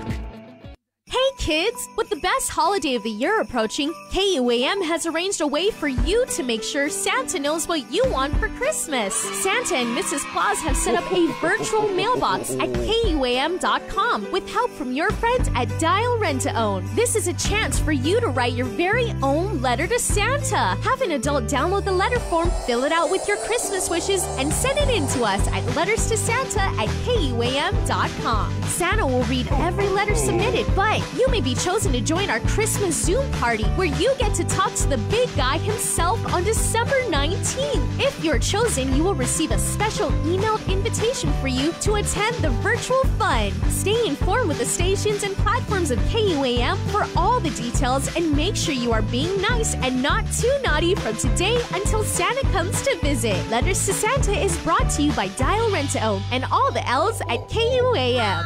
Merry Christmas! GU Self-Storage, conveniently located near the Harmon McDonald's. We offer affordable rates, online payments, and auto bill pay for your convenience. Plus gate access daily from 6 a.m. to 9 p.m. Call us today at 648-7867 for more information. Let's get merry during the most wonderful time of the year by making spirits bright. KUAM and its community partners, McDonald's of Guam, Coast 360 Federal Credit Union, Office of the Governor, Island-Wide Beautification Task Force, and the Guam Museum want to highlight your decorations and lights by flooding the social media pages of KUAM with your videos and photos. Finish your holiday setup, snap a few shots or video of your delightful display, and send it to us through social media or email them to promotions@KUAM.com. Check out our posts every Friday or tune in to KUAM News Weekend Edition for a special montage of the submissions certain to be making spirits bright with every broadcast. Warmest holiday wishes from McDonald's of Guam, Coast 360 Federal Credit Union, Office of the Governor, Island-Wide Beautification Task Force, the Guam Museum, and KUAM Communications. Breaking news! This just in, Santa has a combined $4,000 to give away for Guam's best outdoor holiday display. Submit your outdoor display for a chance to win cash prizes. All submissions will be posted on our Facebook page, and the top 10 most liked pictures or videos wins a special cash prize to make your season even brighter. Visit KUAM.com for more details. The Christmas Pops virtual marketplace continues on the stations of KUAM and on our webpage at KUAMChristmasPops.com. Catch the encore through December 11th on demand and on the stations of KUAM Communications. The Christmas Pops virtual marketplace is presented by Stroll Courier. Get all your packages, documents, and gifts delivered island-wide. Visit strollguam.com/courier and book a delivery today. Domino's. Visit Domino's.gu for faster, easier online ordering. And JA Guam, bringing the business of life to life. We got your 6. At 6 a.m. with the link on Breeze 93.9 FM.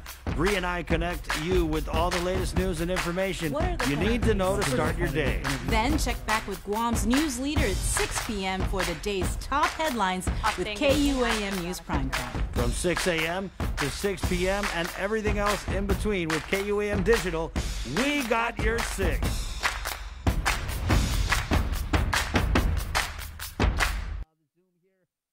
The one and only Andy Wheeler, Jason Salas, and our guest for today, Mr. Mark Scott. Welcome to the show, guys. Good day, everybody. Good morning. All right, Captain Mark Scott. We were talking about you earlier on the show. Best man at my wedding, wedding photographer. And also you do this little thing on the side where you're the public affairs officer at the Guam National Guard. So that's why we got you on today. And you and I have talked, obviously, professionally about this.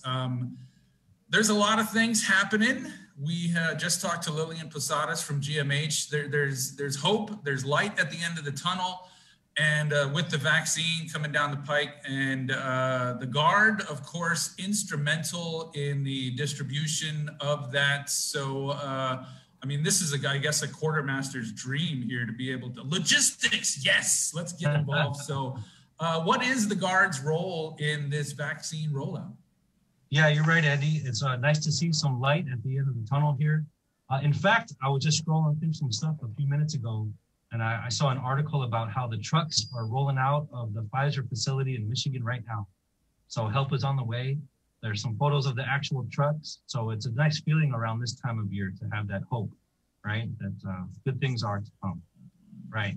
So with regard to your question about the Guard's role, I think it's important to remember that everything is just in planning phases right now. And you know how plans go, right? We have our plans, but they could always change. But what I'll tell you, what we're looking at right now is when the vaccines do make their way to Guam, there's talks now about the Guard helping in a few different ways.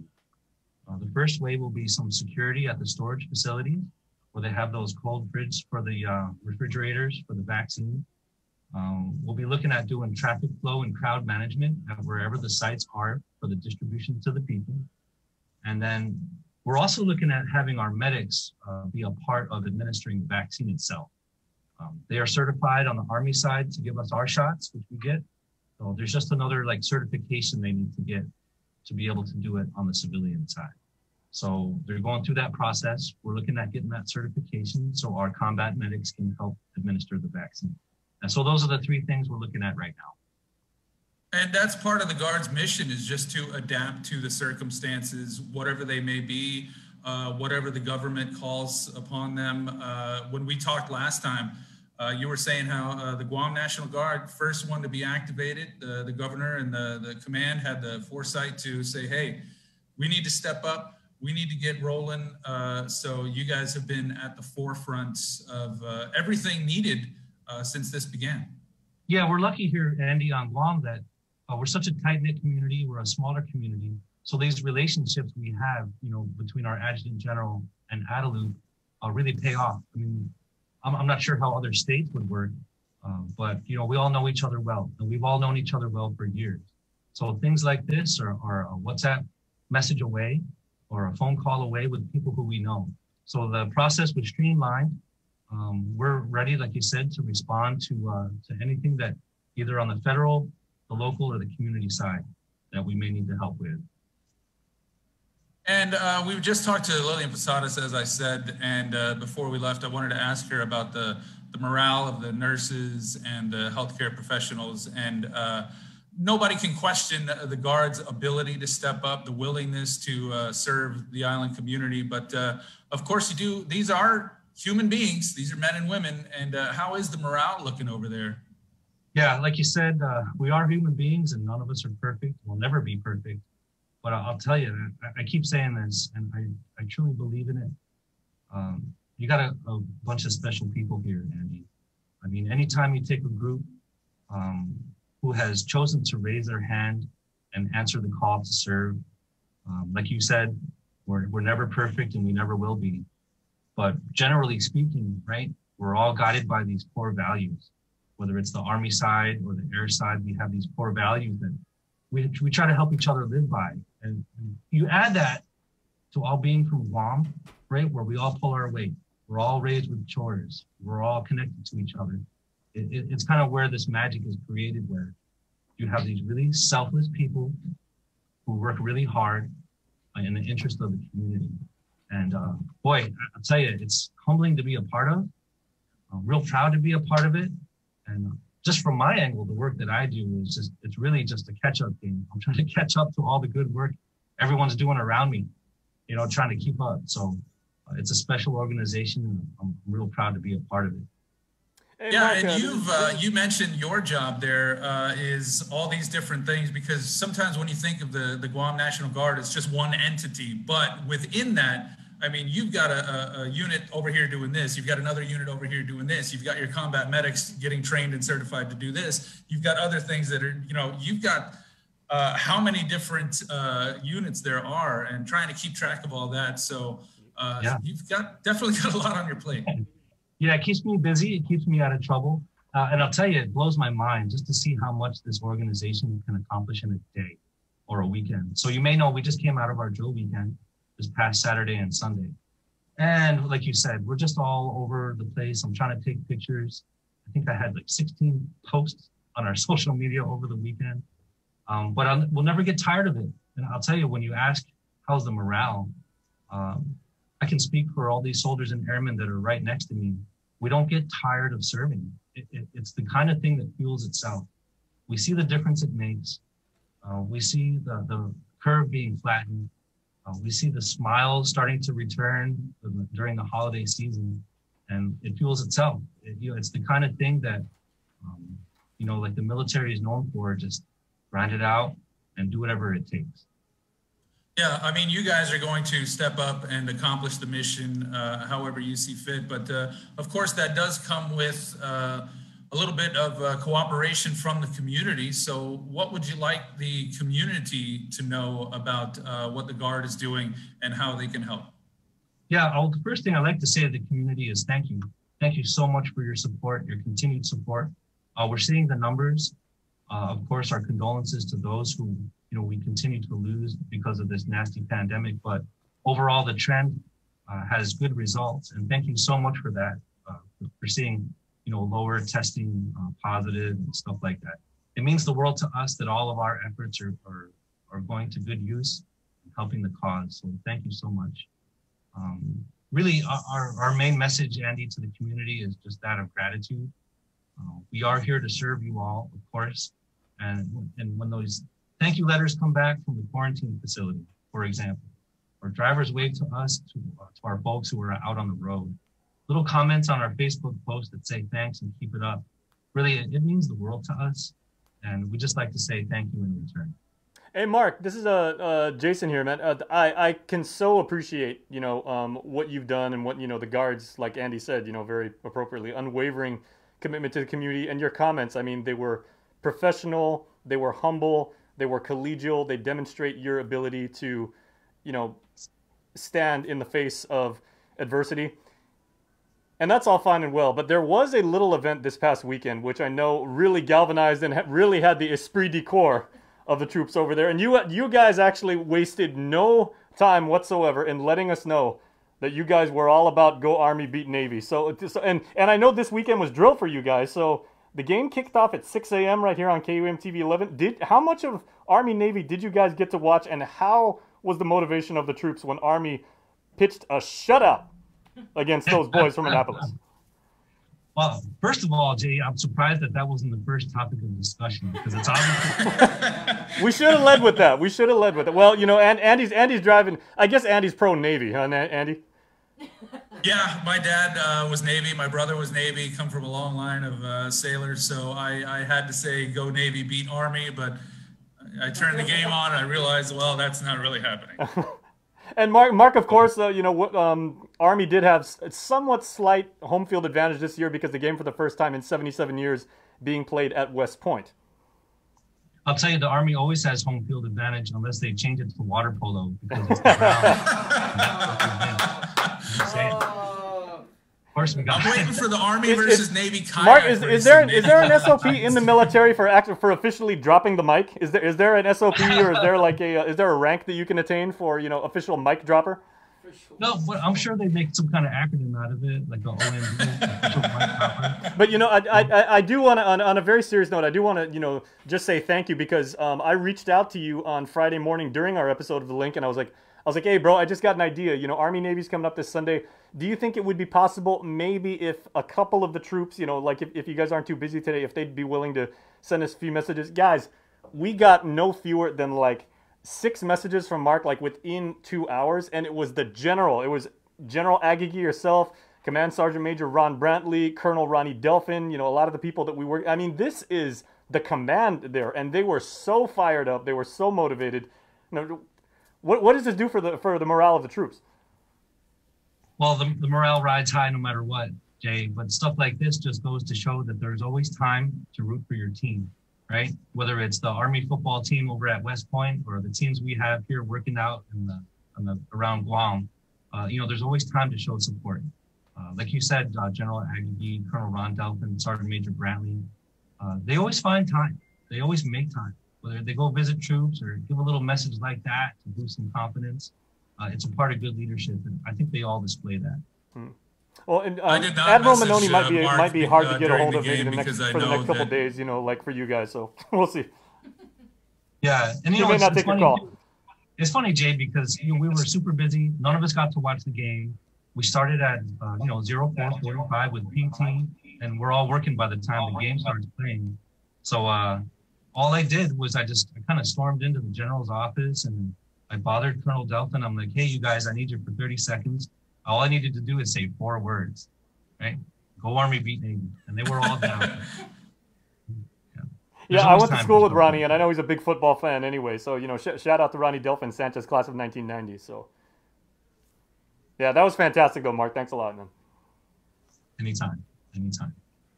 All right, Captain, you and everybody over there at the Guard, we appreciate your work, and we're looking forward to executing that smooth rollout of the vaccine and whatever the government and community asks of the Guard. So we appreciate your service and everybody involved. Thank you so much, Andy. Thank you, Bree, even though you're not there, Jay. I'm here. Appreciate you guys all. Yeah, thanks for keeping us all informed and upholding the First Amendment. We appreciate you. Happy holidays, everyone. Please stay safe. We love you. Mark, before we let you go, we're going to run this video. If you could set us up so our viewers know what they're watching. Oh, okay. Oh, the slideshow. Yeah, sure. Thanks for that. So, like I was mentioning, we had drill this past weekend, and we work hard, play hard, right? So we started off with some work, with some training during rough marches and land navigation. We're phasing in people coming back to drill, so yes, we had some people show up. And then we rolled right into a celebration that celebrates the National Guard's birthday. Happy birthday, National Guard, 384 years. I know I don't look 384, but it's our 384th birthday. And we also did a holiday celebration. Normally, of course, we'd have everyone come, the families come and dine in and have a lunch together. But of course, with COVID, we had to make some changes. And people either drove through, like they did up on Anderson with our Air Guard, or they just kind of grab and go, which they did yesterday through the Army side. So I just took some pictures as best I could. Thank you so much to the Governor of Guam, Governor Lulian Guerrero, for coming and being a part of our festivities. The troops were also happy to see you. And I took some pictures, and I guess you're going to play it. So please enjoy. Catch some of the holiday joy with the smiles that you all helped bring back. All right. Thanks a lot, Mark. And here's the video. Happy birthday, Guard.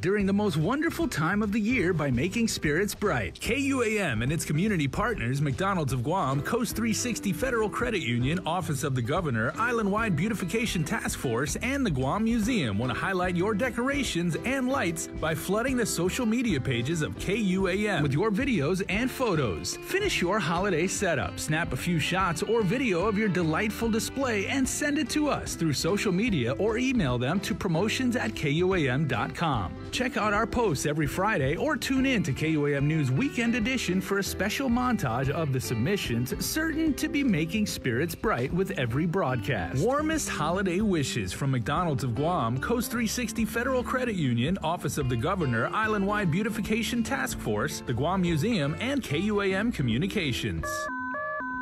Breaking news! This just in, Santa has a combined $4,000 to give away for Guam's best outdoor holiday display. Submit your outdoor display for a chance to win cash prizes. All submissions will be posted on our Facebook page, and the top 10 most liked pictures or videos wins a special cash prize to make your season even brighter. Visit KUAM.com for more details.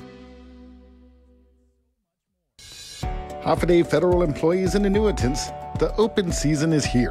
Calvo's Select Care offers a comprehensive on-island network, including GMH and GRMC. Our off-island provider network stretches across the Pacific, plus our partnership with United Healthcare provides over 1 million providers throughout the continental United States. Calvo's Select Care, healthcare that's always there for you. Federal employees and annuitants, enroll today. Hey kids? With the best holiday of the year approaching, KUAM has arranged a way for you to make sure Santa knows what you want for Christmas. Santa and Mrs. Claus have set up a virtual mailbox at KUAM.com with help from your friends at Dial Rent to Own. This is a chance for you to write your very own letter to Santa. Have an adult download the letter form, fill it out with your Christmas wishes, and send it in to us at letterstosanta@KUAM.com. Santa will read every letter submitted, but you may be chosen to join our Christmas Zoom party where you get to talk to the big guy himself on December 19th. If you're chosen, you will receive a special emailed invitation for you to attend the virtual fun. Stay informed with the stations and platforms of KUAM for all the details, and make sure you are being nice and not too naughty from today until Santa comes to visit. Letters to Santa is brought to you by Dial Rent to Own and all the L's at KUAM. Merry Christmas! GU Self-Storage, conveniently located near the Harmon McDonald's. We offer affordable rates, online payments, and auto bill pay for your convenience. Plus gate access daily from 6 a.m. to 9 p.m. Call us today at 648-7867 for more information.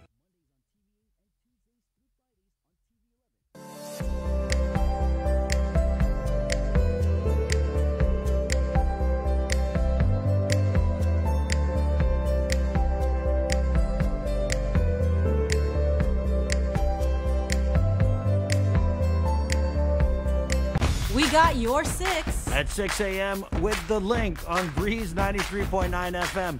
Bree and I connect you with all the latest news and information you need to know to start your day. Then check back with Guam's news leader at 6 p.m. for the day's top headlines with KUAM News Primetime. From 6 a.m. to 6 p.m. and everything else in between with KUAM Digital, we got your 6.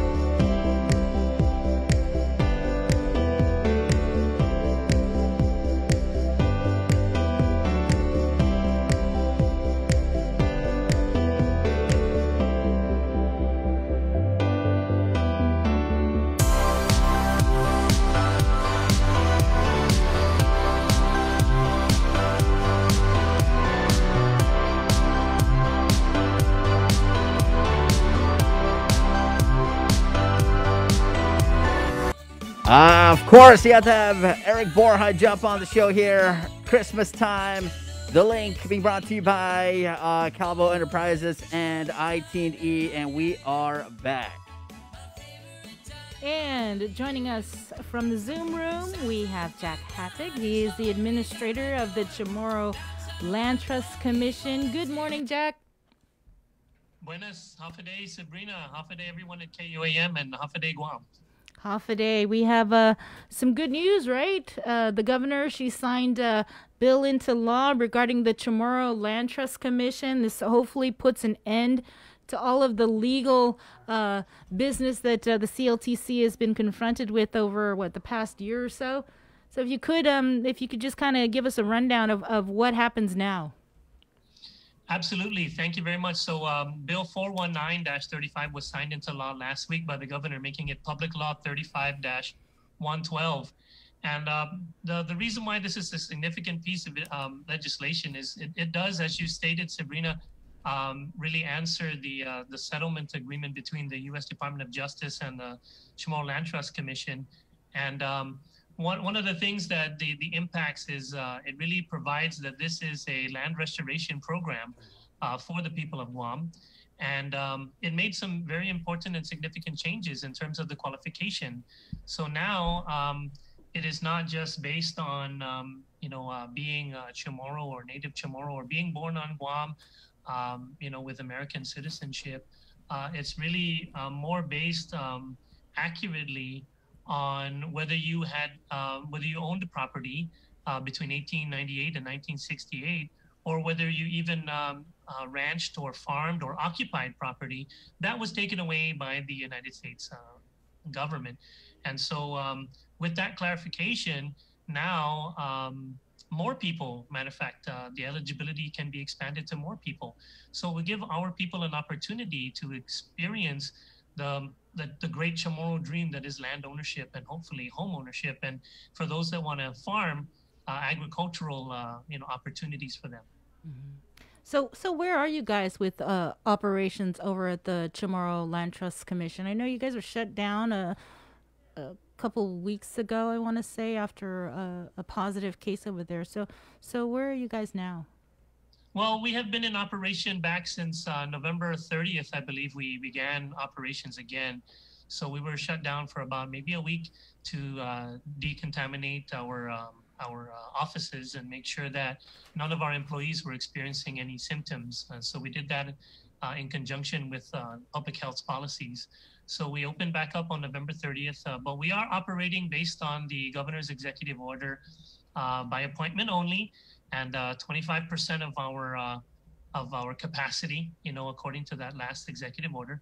If anything changes in the coming days, which we, hopefully we expect some positive changes in that, we can, continue to open up even further and allow more opportunity for people to come in. But our operations have basically been here. We are open by appointment only.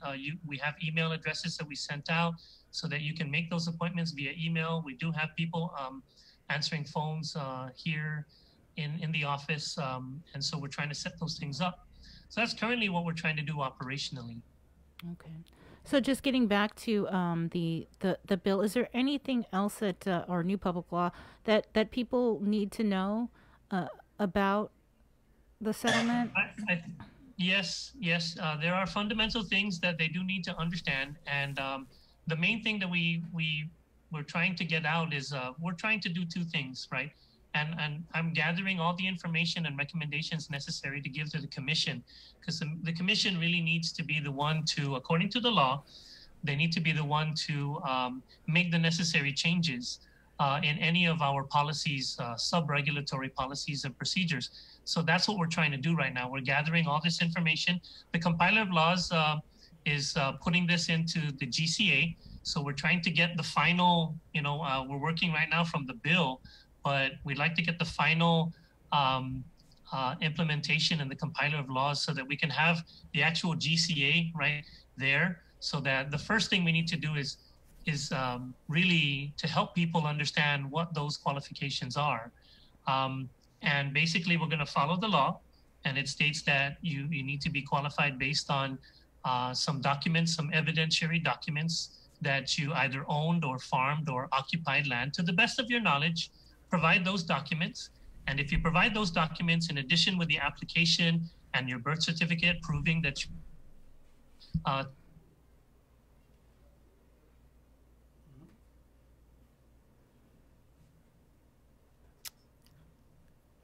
Are you there, Jack? We are having a little bit of technical difficulty.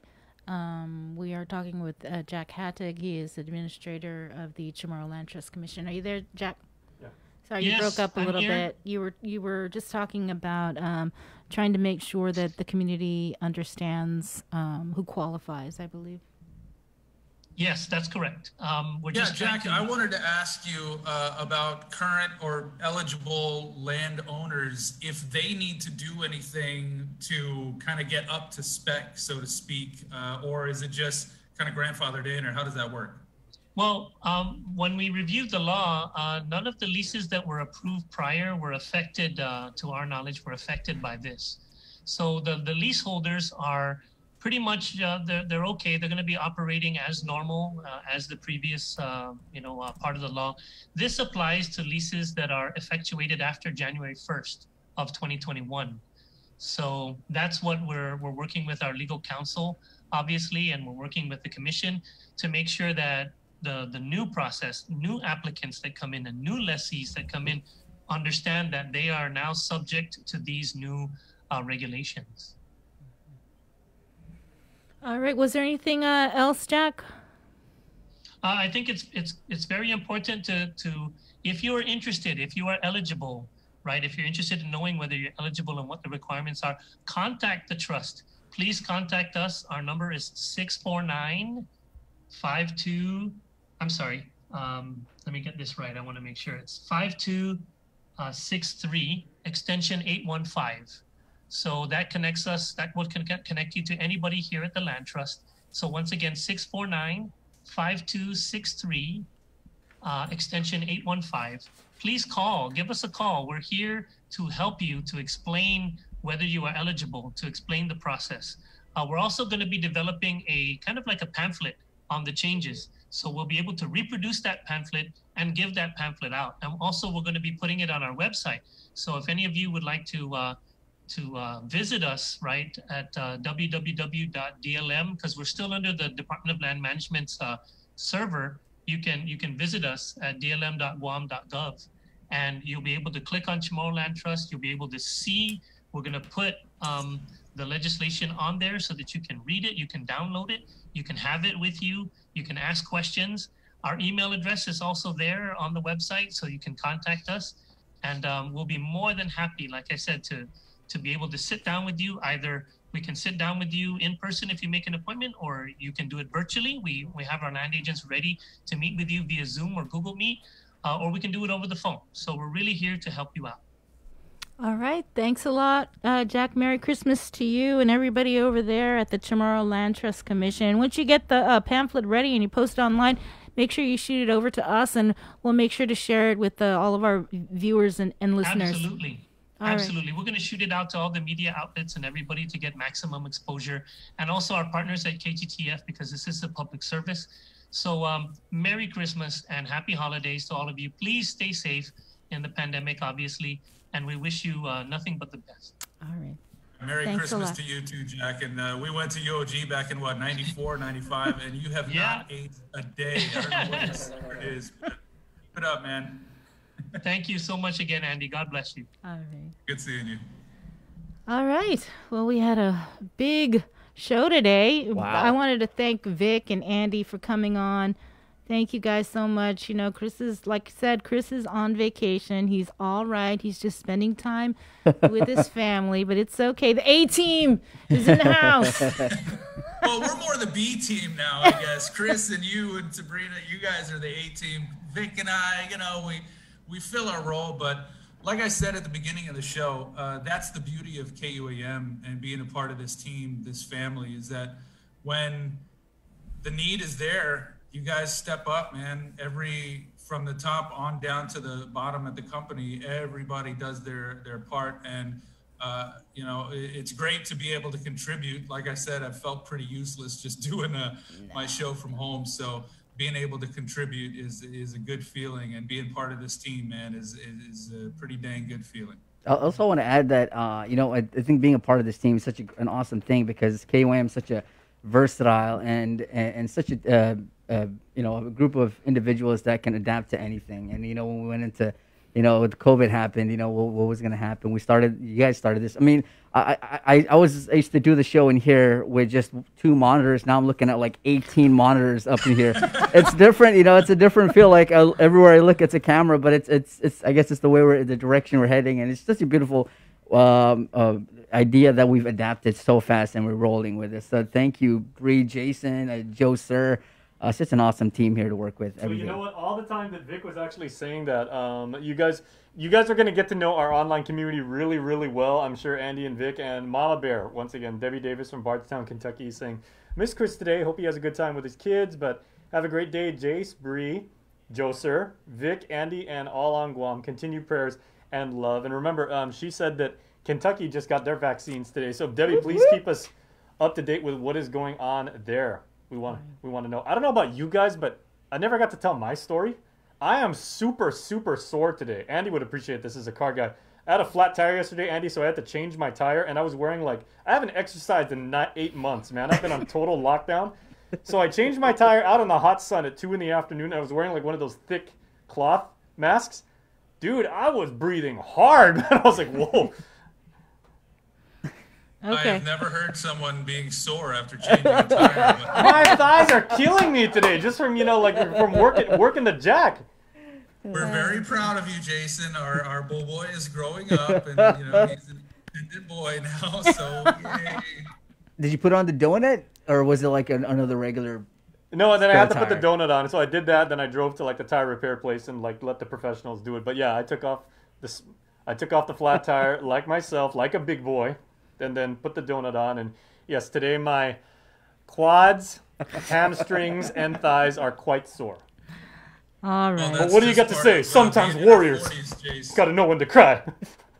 Okay, so that's just part of being in the 40s, man. I wake up injured for no reason whatsoever. And now Andy's basically saying, he's like, I actually don't mind being inside my house that often, because if I had to be around Jason.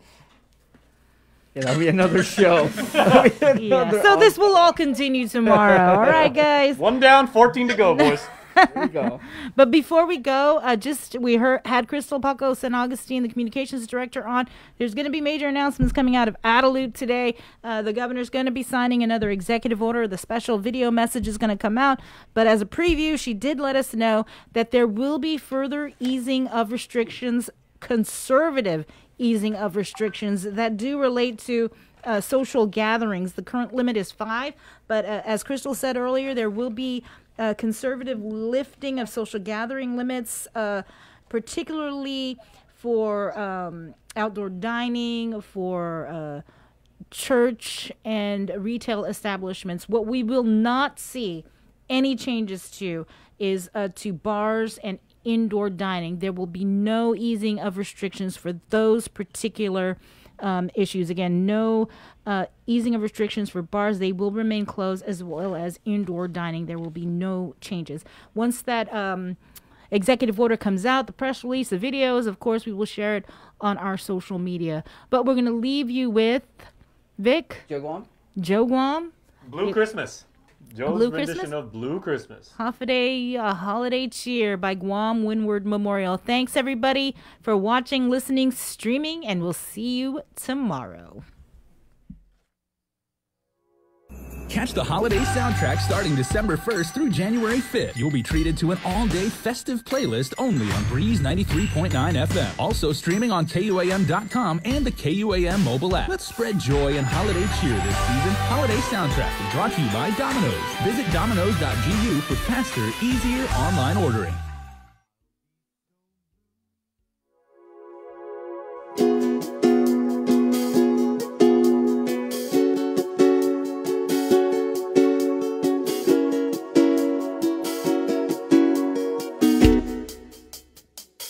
I'll have a blue Christmas without you. I'll be so blue just thinking about you. Decorations of red on a green Christmas tree won't mean a thing, girl, if you're not here with me. I'll have a blue Christmas, that's certain. And when that blue heartache starts hurting, you'll be doing alright with your Christmas of white. I'll have a blue Christmas. And when those blue snowflakes start falling, that's when those blue memories start calling. You'll be doing alright with your Christmas of white. I'll have a blue Christmas.